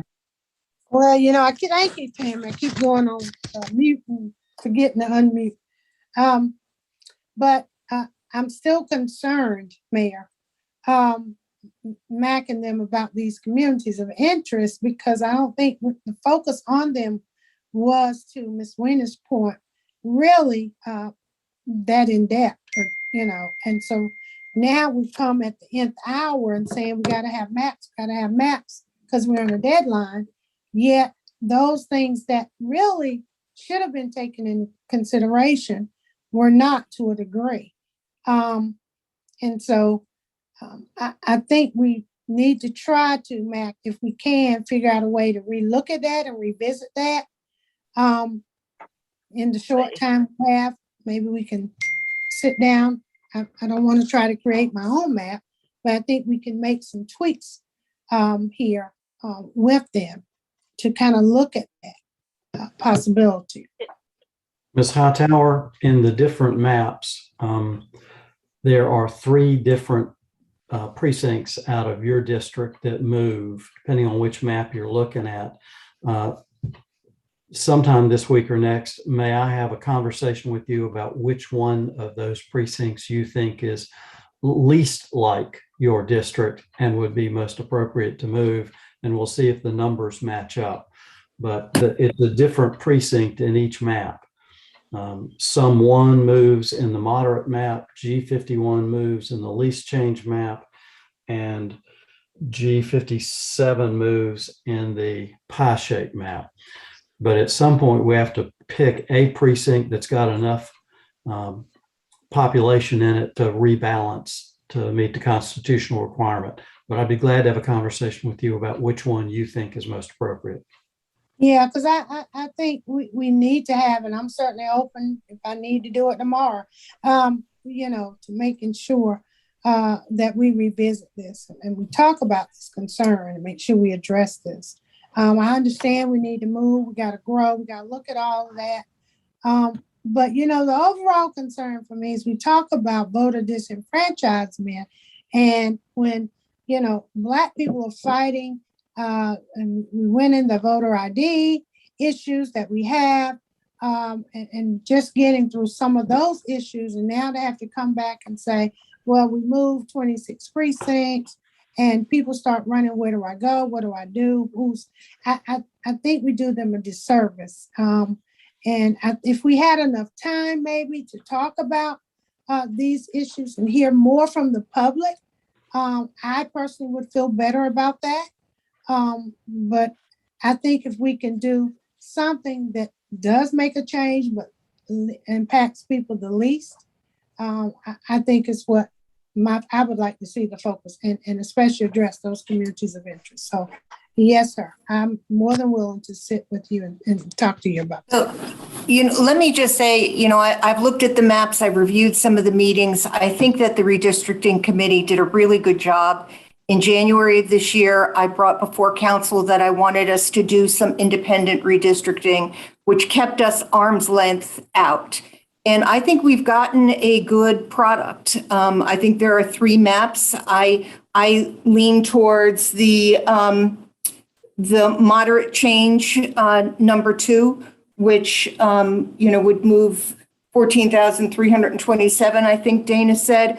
I believe that the larger pie-shaped map is a little bit too much of a significant move at this point, especially with elections right around the corner, and then the other one splitting a precinct. We said we didn't want to do that. I think that the redistricting committee really adhered to what our ideals were, and they gave us 3 options to vote on. I don't want to go back and start playing with their maps when we, from what Max said, we are the only city in the state that is doing this on an independent basis, and I think we need to keep that independence. I'm not saying we can't keep independence, and I'm not saying the committee didn't do a good job, but when other issues come up, you can't have last minute issues come up and then disregard it like it doesn't matter, because it is impactful to the process. And I think that ought to be taken into consideration. If you don't want to talk to me, fine, all well and good. I'm still a citizen, though, that could be impacted one way or the other, maybe not. I get that. But there are other citizens that, and I heard a voice that's loud and clear that had that concern. And so not just making the numbers work, but making sure that communities of interest kind of stay together. You know, people do talk, and I heard Laura when she went on and on about a precinct in District 2, that people wouldn't be happy being in District 3, and they heard that. But that was as far as the conversation got. So, you know, I understand what you're saying. I'm not discounting this committee. I was in support of it being independent, but we also have other voices out there. We need to make sure that are being heard and that those things are being considered. So I think we still can do some of that and still accomplish the same goal that we're all trying to get to. I don't know if there are other new comments at this point. It will be on the next agenda. Certainly people have had opportunity to weigh in during the process, and, you know, the public hearing tonight. We always hear from people by email and by telephone call. So I would encourage the public to continue to reach out. Are there any other council comments at this point? Again, I want to thank the committee for doing, Mary Kay? Sorry, I just wanted to thank the Redistricting Committee. I really think they did an amazing job. And this was our goal, to have it independently done. So I appreciate all of the hard work of everyone. You know, no matter which map we choose, I think that the Redistricting Committee took everything, that the criteria that were placed before them to heart. And they worked very hard on it. I know I watched some of it. I know several other council members did as well. And I was very impressed with the way everyone was sticking to the task at hand. And they were wanting to see it through. So thank all of you. I really appreciate it. Again, I do want to thank the Redistricting Committee. They did a fabulous job in a shortened period of time. And at this point, we can close the public hearing. I think I need an official vote to close the public hearing. Move to close the public hearing. Second. Moved by Mrs. Thurm, seconded by Ms. Abuzawader. I am a yes. Mrs. Johnson? Yes. Mrs. Abuzawader? Yes. Mrs. Hightower? Yes. Mrs. Hoffman? Yes. Mr. Holston? Yes. Manny. Yeah, you went out again, but I'm assuming that's a yes. Mr. Outling? Yes. Mrs. Thurm? Yes. And Dr. Wells? Yes. And that we close the public hearing on a unanimous vote. We are now moving into the general business portion of our agenda. We do have item number E1, which is an ordinance amending chapter 29 with regard to late fees. And I believe those late fees have to do with water and sewer accounts. Mr. Borchers, would you like to give a brief overview on that? Yes, I would, Madam Mayor, and thank you, Mayor and Council. Yes, this what this resolution would allow us to do is to waive late fees associated with accounts that are eligible for community assistance programs. In this case, it's primarily helping with the Greensboro Guilford CARES program, and we have identified 43 accounts that are eligible for assistance through that program. CARES does not cover late fees. So what we would like is permission, or we'd like council to vest with the director and or his or her designate with that authority to be able to waive those fees. And that way we can stretch the community assistance dollars as much as possible. I think that sounds great. Move the item. Moved by Mrs. Hightower, seconded by Ms. Abuzawader. I am a yes. Mrs. Johnson? Yes. Mrs. Abuzawader? Yes. Mrs. Hightower? Yes. Mrs. Hoffman? Yes. Mr. Holston? Yes. Mr. Outling? Yes. Mrs. Thurm? Yes. and Dr. Wells. Yes. That passes 9-0. Item number E2 is a resolution approving bid in the amount of $3,969,493 and authorizing execution of contract 2018-045A with Jimmy R. Lynch and Sons for the Air Park Water Booster Pump Station project. Move the item. Second.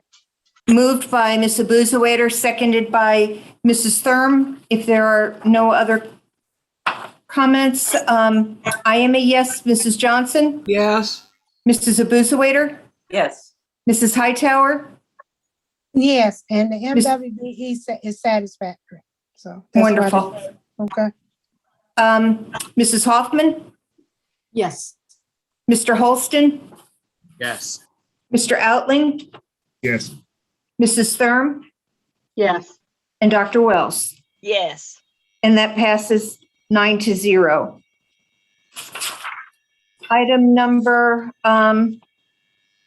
E3 is a resolution authorizing contract 2021-021 in the amount of $996,500 to DH Griffin and Company for the demolition of 201 North Eugene Street.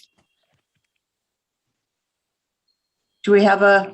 Move the item. Moved by Dr. Wells, seconded by Ms. Abuzawader. I am a yes. Mrs. Johnson? Yes. Mrs. Abuzawader? Yes. Mrs. Hightower? Yes.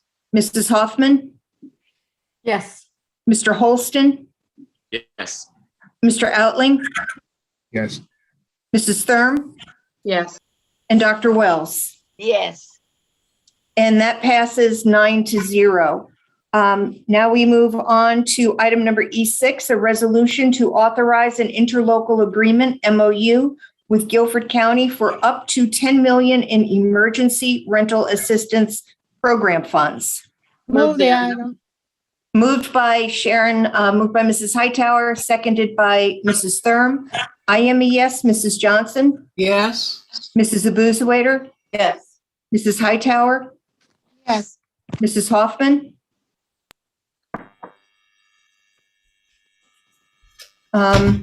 Sorry. Yes, Mayor. Okay. Mr. Holston? Yes. Mr. Outling? Yes. Mrs. Thurm? Yes. And Dr. Wells? Yes. Thank you. And I do want to thank the partnership that we have with our city staff, Guilford County, but especially the Greensboro Housing Coalition, Salvation Army, and the Housing Consultants Group. They've done a great job administering the ERAP funds, and I know that it has been a relief to many of our renters and utility clients.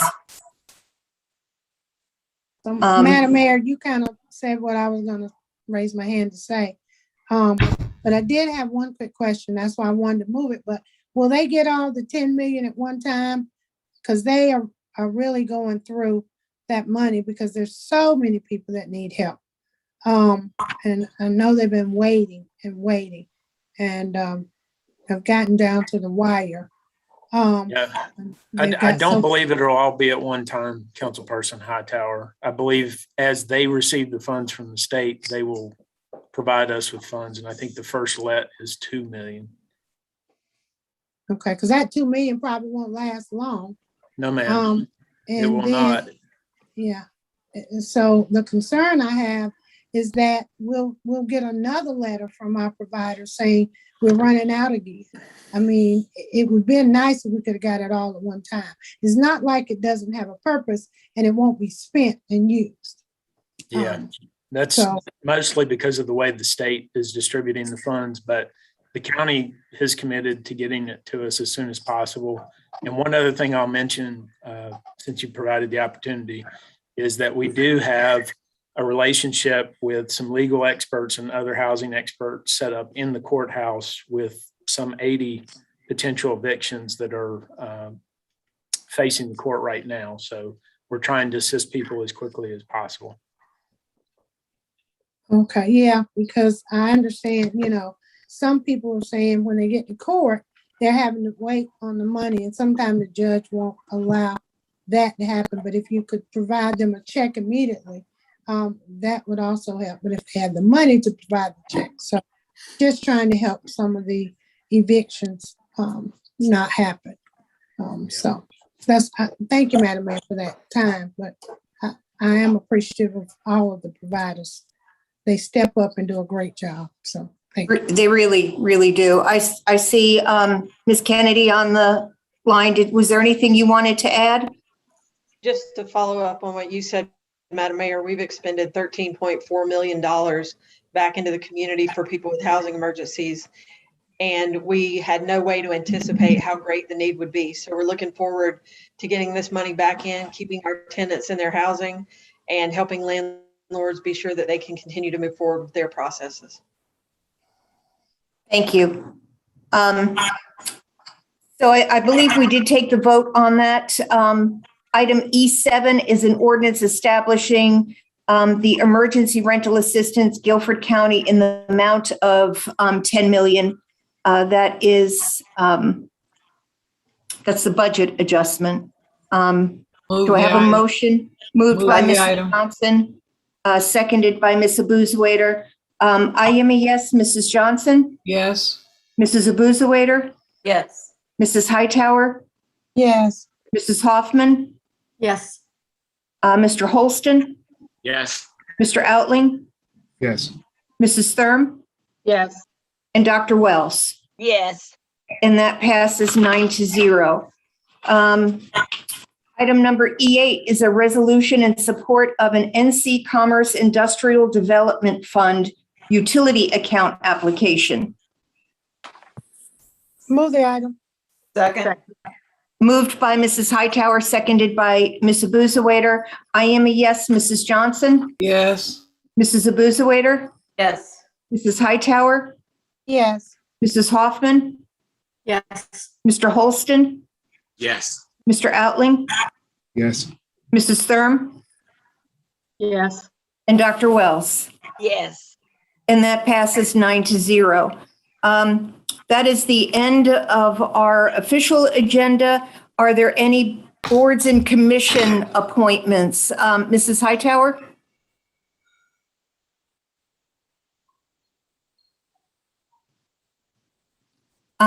She's not on again. Yeah, Mrs. Hightower, we can't hear you.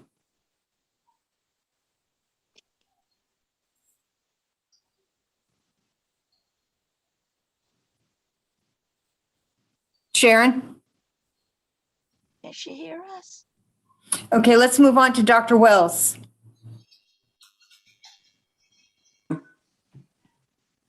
I don't know, she can't get on, but she's having her town hall on the 28th, which is next Thursday night. And I know she wants everybody to Well, so right now we're just doing boards and commissions. Oh, boards, I don't have any boards and commission. No. Okay, Mr. Outling? Yes, thank you. I'd like to appoint Howard Goldberg and Brian Jackson to the Participatory Budgeting Committee. They'll be going into 2 vacant positions. Okay, and so they're not replacing anyone? No, the positions are vacant. Is there a second? Second. All in favor by affirmation? Can I do that, Mr. Yes. City Attorney, or do we have to do a vote? Yes. I think you're fine. Okay, thank you. Mr. Outling, were there any others? No, that's all. Thank you. Mrs. Hoffman? I have none, Mayor. Mrs. Thurm? I don't have any on my slots are full. Mrs. Johnson? None tonight. Mr. Holston? Not tonight. Ms. Abuzawader? None this evening. Mrs. Hightower? No boards and commissions. Is that what you're asking? My sound Yes, went- boards and commissions. Yeah, not tonight. Not any tonight.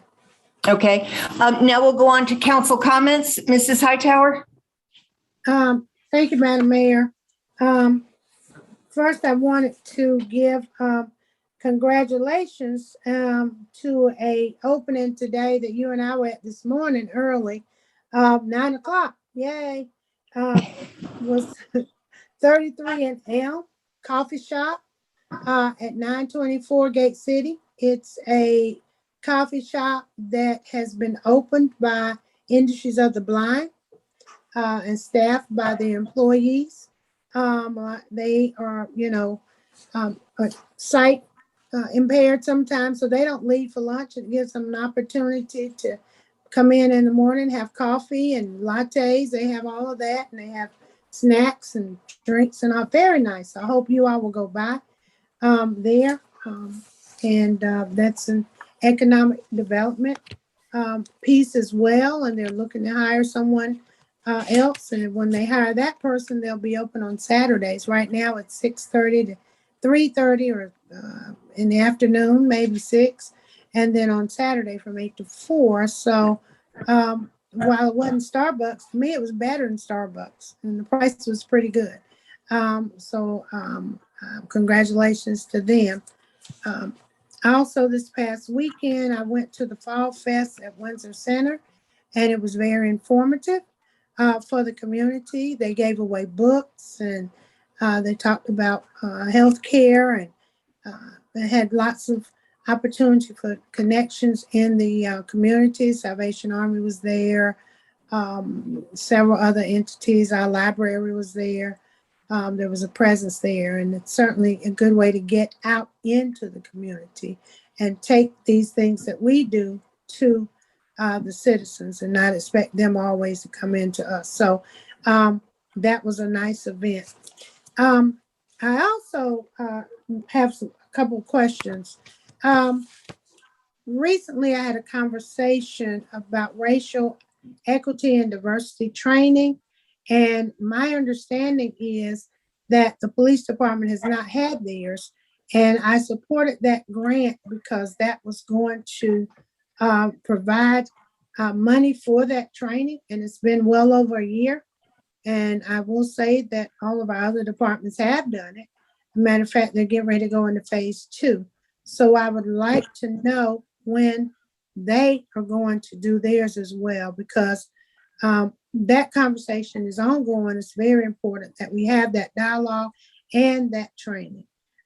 So I would really like to know when that's going to take place. So can you find that out, Mr. Wilson, or is Mr. Davis on the line? I can, but I see Chief James here. So Chief James, would you like to give an update? Yeah, Ms. Hightower, the Justice Assistance Grant, it was recently approved. We are not expected to receive that money until December of this year. And the training, as we estimated through Racial Equity Institute, is approximately $34,000, which was not budgeted. Let me assure you that we actually do racial equity training in the academy. We've been doing that for a number of years. We also implemented implicit bias training about 5 years ago. That is also taught in the academy. So we have ongoing training. Also, when they were doing the in-person sessions with the Racial Equity Institute, we have consistently sent people to the in-person sessions. We've also taken advantage of some of the groundwater sessions that have been done through the Hayes-Taylor YMCA since they've been doing it since last year. So we still have that plan, but equity training is an ongoing thing for us. So it will be implemented. Right. And I appreciate that. And I understood that from before about the implicit bias and the other training through the BLE and all that. But this was, I think, well over a year ago when we approved that other justice grant. And I remember it being told to me specifically that part of those dollars then were for that training, because I asked that question, and I know High Point gets a piece and the county gets a piece.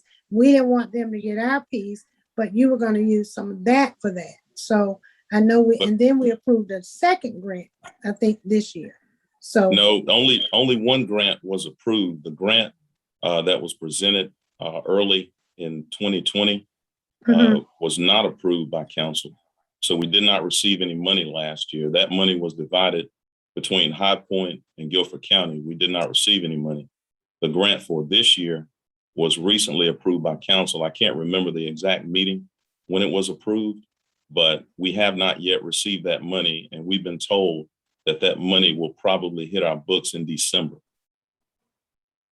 And so then you'll be getting with our equity and inclusion office, because I know that's who've been kind of doing some of that training as well, in addition to, I know you wanted to go to the REI Institute, which is quite costly, but very well worth it. I've had the groundwater training myself, but you know, our own Office of Equity and Inclusion is doing some of that too, and they've done it for everybody else. So maybe they can make it possible to do it for you all. So if you can just update me when that time happens, I'd appreciate that. Well, we still want to move forward with the Racial Equity Institute. I think to try to do the Racial Equity Institute training as well as the city training, it does create a burden, if you will, from a time management standpoint. We feel like both trainings are very comprehensive, but I would like to do the racial equity training as soon as we have the funds available. And we have had conversations with them about how to manage that with the department, being that we have over 700 employees, including all of our civilian employees. But we will get it done, and we should have the money available in December, and we'll start to schedule that. All right, thank you very much. I think there may be a little bit of confusion. I know that there was a split vote against the JAG grant that was voted no. Since that no vote, we've had two other votes that the JAG grant passed. But I think the most recent one was just in the last month or two, and that might be where the confusion is. Well, that's, and Mayor, you're right, because that's what I remember too, because I voted no the first time around, but when it came back, and because it was explained to me that part of that money, if we don't want to lose that money to Guilford and Appoint, obviously, because we, trust them, but, and that's part of what they would use that money for. I made that yes vote. And then just about a month ago, I made another yes vote. So it's been like a year in between. So I can't remember the exact meeting last year, but in fall of last year, council voted to allow us to apply for the grant. Yes. And then once the grant was approved, you had another vote to allow us to accept the money. Okay, thank you for that clarification. Okay. And then finally, thank you, Chief James. Finally, Mayor, we voted 2 years back to give our employees $15 an hour. And we've done a good job of that, even our part-time employees. And I understand sometimes, even some that are rostered. But most recently, I was looking on the job website for various jobs, because people call and ask me about them. But I noticed that jobs in the Coliseum are not $15 an hour. Security guards, housekeeping, and I think there was some over at the Aquatic Center. These are not roster jobs. And so a security job for $12, nobody's coming to get that job now. As we all see, since COVID, job prices have shot up tremendously now, and people can go anywhere. And for us to get good people as well, I just don't understand why we're not there at 15. And I really would like to see us get to 15. And Mr. City Manager, if you can provide me something that helps me understand that this is not the roster people they talk to me about, where the shows have to make so much money or they control that. These are our in-house staff people. Thank you for your question. I'd be happy to provide you with some information. We'll gather the data and come back to you and talk about options. Okay, I would really appreciate it. We're doing it. We're doing good things to help people be employed, gainfully employed, and quality of life is important. So, even our incentive programs now say jobs must be 15, minimum 15. So I think we just have to keep setting that standard and that example. So I would like to see us increase that. Thank you. Thank you. Dr. Wells?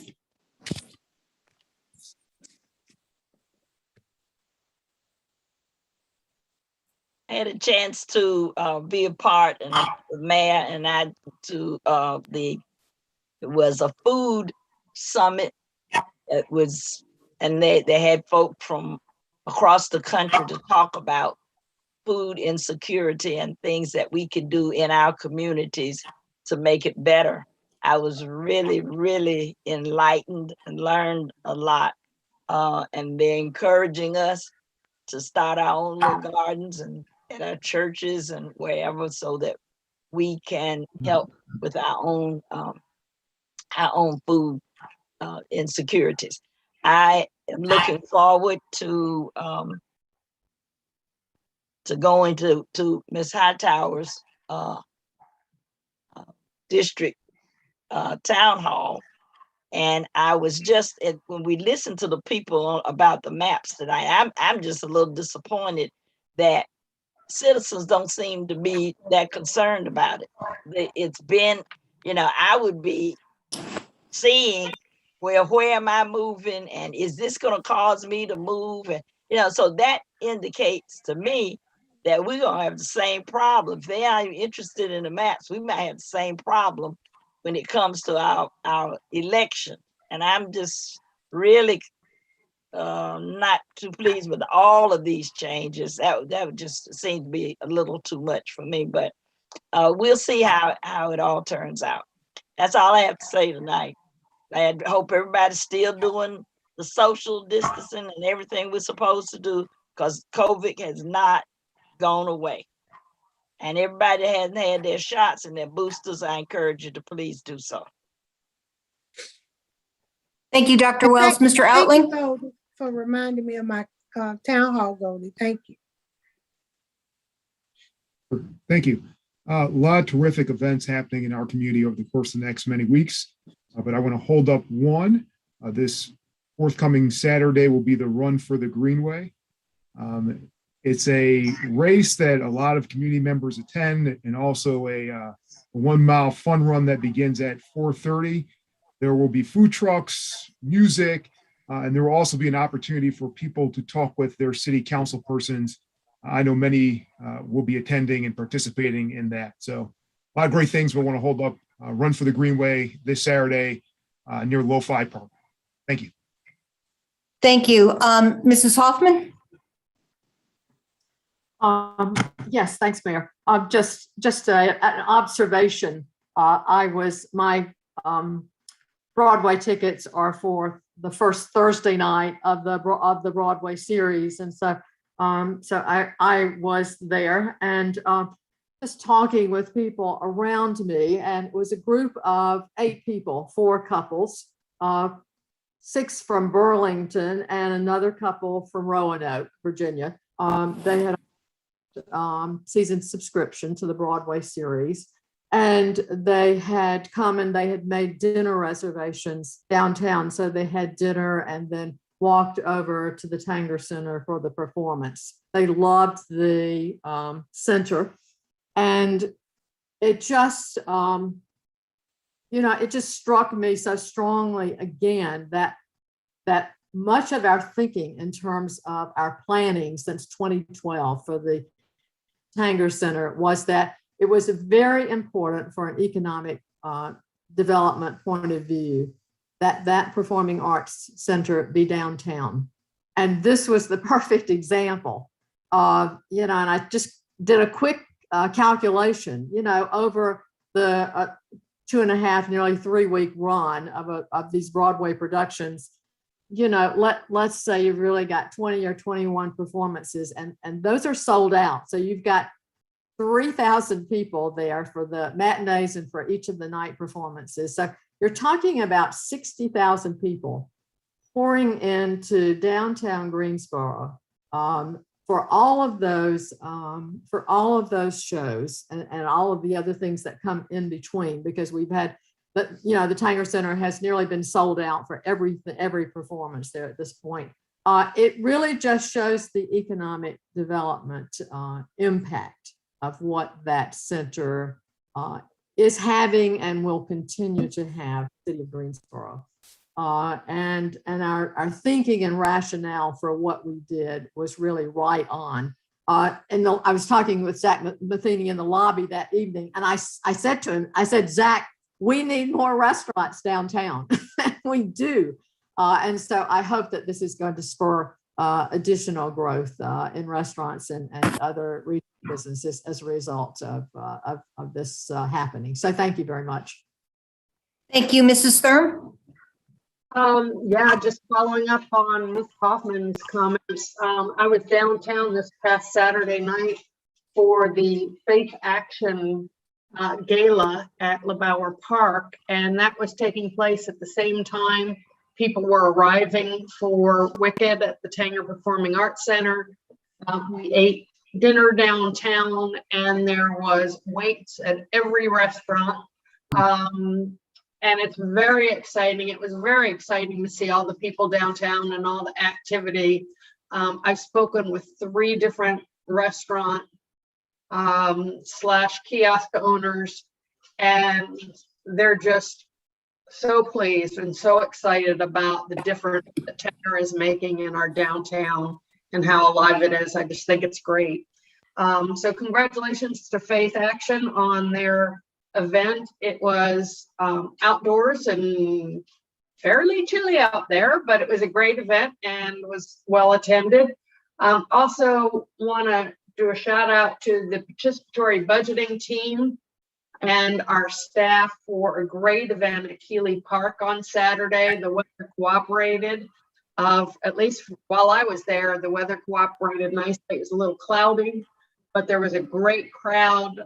People were very interested in the rain, the rain barrels, water preservation. There were some great vendors there, some great music. It was just a real fun time. And that was done at the request of the public and the residents of District 2 that came out and, proposed that project through PB and voted it and supported it, and they really enjoyed it. It was a great project. So congratulations to everyone involved with that. It was a great event. Also a reminder that our application process for the ARP funds is still open until November 5th, I believe. Is that right, Chris? Yes. November 5th. So if you're thinking about getting, applying for some of those funds, please be sure and get your applications in by that time so they can be considered. And that's all I've got for tonight. Thank you. Thank you. Mayor Pro Tem? Yes. First, I want to thank Ms. Saunders, the great golf cart driver, for taking Nancy, Justin, Hugh, and myself around the Greenway. We enjoyed it. It was wonderful. And for those people who might think that the Greenway was just a waste of money, it is not. It is definitely generating economic development in the millions. So I want people to know that. Secondly, tomorrow at 2:00, One Step Further is opening its 3rd food pantry on Merritt Drive at Definition Church, and you're invited. Ms. Hoffman is the district representative and will be giving some words, and I think Ms. Thurm is coming as well. I know the mayor and Skip Austin, you both can't come. You have previous engagements, but for those of you who would like to come, this is our 3rd opening, and we are serving thousands of people every week. I wanted to ask the chief a question. Chief James, are you still with us? Yes, Ms. Johnson. Thank you so much. Chief James, do you all have cameras in high crime areas? Do you have a number of cameras in high crime areas? No, ma'am, we don't currently have any cameras in high crime areas. Do you think that would help? I think it possibly would, but I think as a city, we'd have to figure out how to manage those cameras. And we've talked about this, but if the police department actually essentially owned or managed the cameras, it would fall under the same restrictions as the body camera does as far as being able to release it publicly and things like that. But we could certainly use them in criminal investigations. What I'm concerned about, as you well know, because I've talked to you about it, is the high crime rate, the homicides, and the violence. And if we could look at, if council at a briefing soon could look at areas where there are the highest number of homicides and crimes, and talk about whether or not we want to invest in cameras. Some cities do that, and the chief can probably pull up information on those cities who do it and what the outcome is. But I'm very concerned. People ask you, what are you going to do about crime? Well, that's a hard question to ask and answer.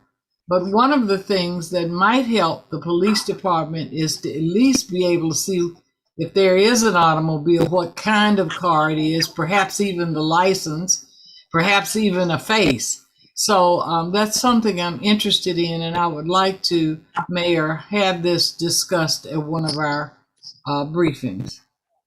Sure. And Chief, when will the license plate readers, have they been installed or?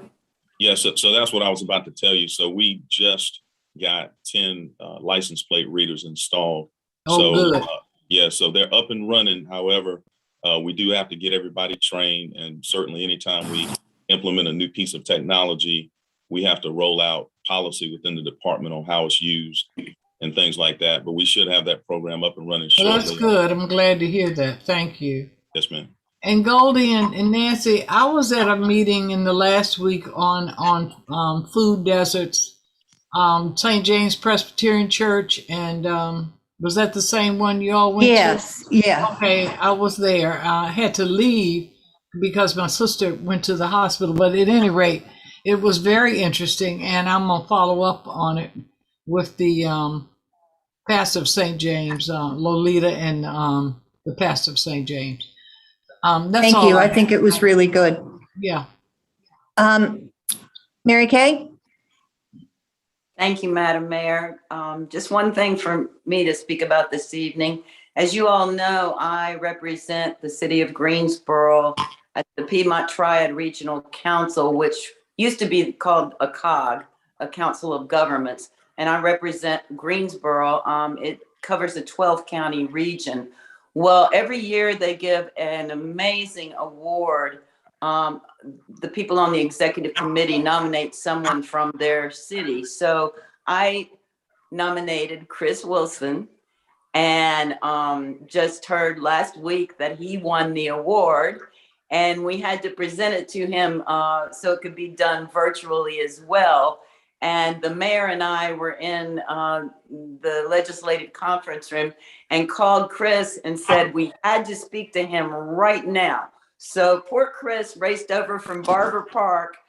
We were trying to, make sure he didn't have a wreck or anything, but and we were able to present him with the award.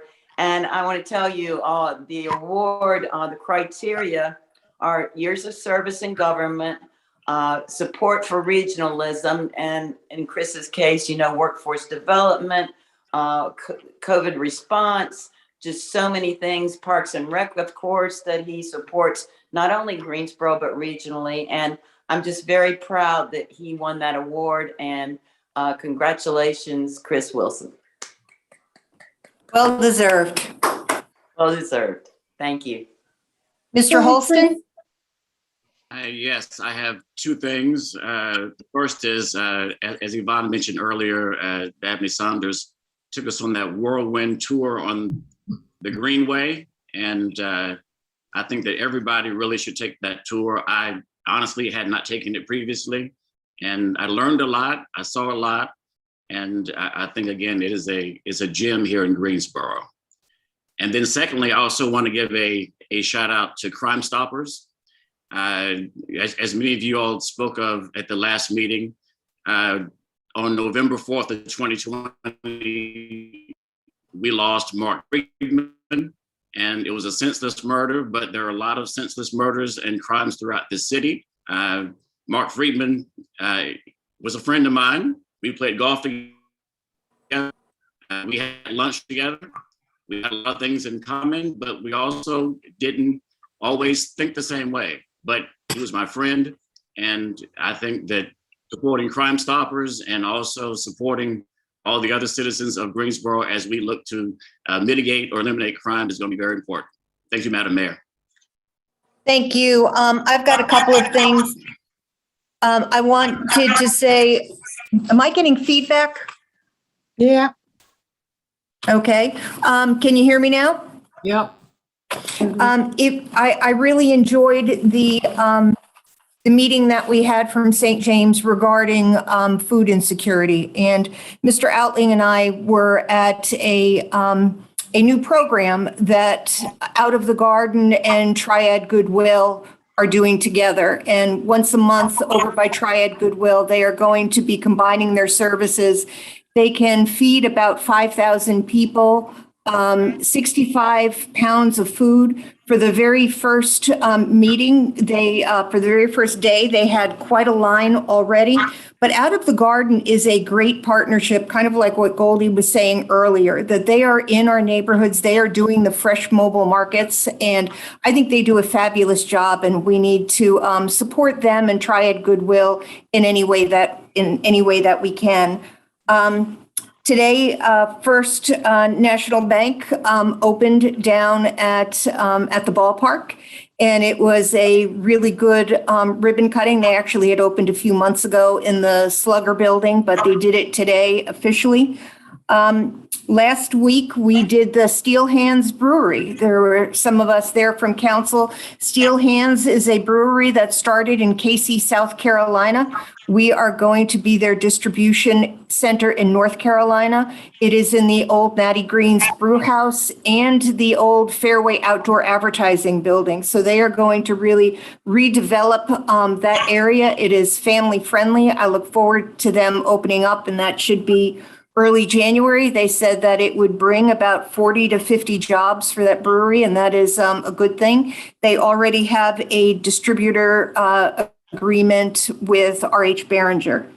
The COVID numbers are really trending in a good direction. I believe that Cone, for the first time in a very long time, has less than 100 patients. Our daily positivity rate this morning, announced by the Guilford County Health Department, was 5%. The rolling 14-day positivity rate is at 6.1. When Guilford County did the mask mandate, one of the matrices that they were going to follow was the 14-day positivity rate. And once it gets to be 5% for 3 weeks, I believe that they are going to stop the mask mandate. So we are headed in the right direction. The Coliseum is again open with the health department and Cone. You've got to call for appointments. I think it's every other Saturday for booster shots and vaccines. I also wanted to mention last week, Mary Kay and I went to the firefighters memorial service. And that was something that was started in 1923, but it had been stopped for about 50 years. And the firefighters historical committee got together and they put together this memorial again. And it was really quite moving. David Parrish's father is the chaplain, and he gave remarks. There were remarks from the firefighters union. Firefighters' families were there. It was in Green Hill Cemetery, and we hope that after all this time, it is something that's done on a yearly basis, just like the police memorial. Which brings me to what I really wanted to talk about. I sent everybody on council and staff an email last week regarding the take-home cars, and I've been speaking to the city manager. I would like council to reconsider their vote on take-home cars. We've heard stories that we have very recently lost 2 police officers to High Point. High Point does have take-home cars. There were other areas where we have heard police officers leaving. My understanding is that this is a big benefit to the police department, and it equates to somewhere between $3,000 and $5,000 a year. We are talking about how difficult it is to attract and retain police officers. And I think this will make us more competitive with our immediate neighbors. We have police officers who are leaving Greensboro and don't even have to move to go to another department. So I have asked the city manager to bring forward for our consideration a phased-in approach. And I know that that will also have to take a look at the garage capacity. So I hope that council will support me in asking the city manager to at least bring it back up for more information that we can consider this once again. So I'm asking for a little feedback. Yeah, I agree. I agree. I think Thank you. we should do that, Mayor. Thank you. I do too. Madam Mayor, you know my thoughts. So you know my thoughts about that. And I'm not there yet until somebody shows me where those cars are gonna go home. And if all those cars are going to the north side of town, I can't support that. And so I've asked you to show me, tell me when you're talking about, patrol officers taking cars home, where are they going? I think that's critically important. I understand the concerns around crime. I'm as concerned as anybody having most of the homicides again on my side of town, but putting that money there when the community keeps saying to us, what are you doing for us? How are you investing in the community, making changes in the community and doing some investment there? Again, we talk about we can't police our way out of some problems. But we say that, but we're not following through with it. We're continuing to put money, and I support them getting raises and being paid well. I believe in them getting paid well, but this is an expense that I think we really need to consider. And that's, for me, logistically, if you can help me with that, I would certainly appreciate it. Okay, Mrs. Thurm? Yeah, I would support looking at this again. I think for me, it was, the last vote was during a time where we didn't know what the budget was going to look like or what ARP funds were going to look like or that we would get them. There were just too many question marks at that time. So I can support you in wanting to look at that again. Thank you. I would support it. I would support it too, Mayor.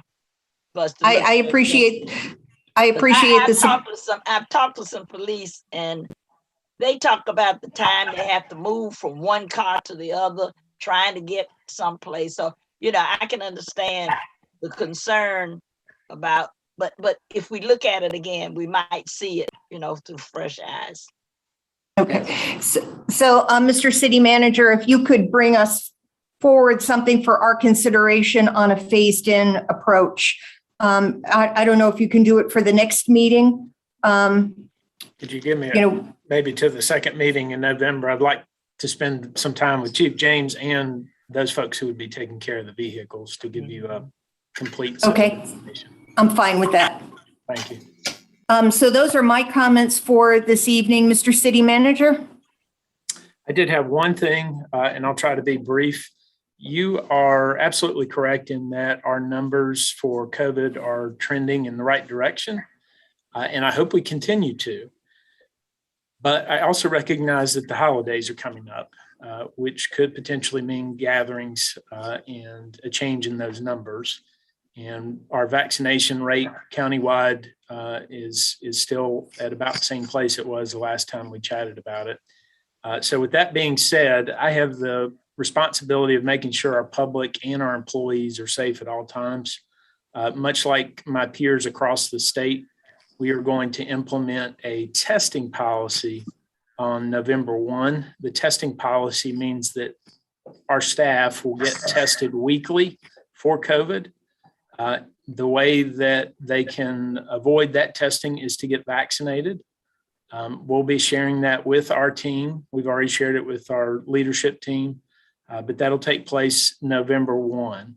And of course, this is a policy not forever, just like the mask mandate. We hope that as the trends continue in the right direction, we can peel that back. But we believe that this is the most appropriate thing to do as we go into the holiday season, as our capacities are already challenged with anyone being out at this point. So I just wanted to make the public aware of that, and certainly you all aware of that. I've provided a little bit of detail to date. And certainly if you have any questions moving forward, we'll be happy to answer those. Thank you. Thank you. Mr. City Attorney. Yes, Madam Mayor. As you know, we received a ruling from the federal magistrate in the Marcus Smith case on yesterday, which at a high level has the effect of refocusing the case on the question actually before the court. I would just like to assure you all that we intend to continue to do that until the matter is resolved through judicial ruling or through agreement by the parties. Thank you. Any other comments? Then if I could have a motion to adjourn. I did forget my town hall on the 28th, so next Thursday, 6 o'clock to 8 o'clock. So there is a Goldie town had hall. your back. I see she did. Thank you. Yeah. Can I have a motion to adjourn? So moved. Second. Second. It has been moved by Mrs. Thurm, seconded by Ms. Abuzawader, and Mr. City Attorney, without objection? All right, without objection, we are adjourned. Thank you. Thank you. Thank you. Good Good night.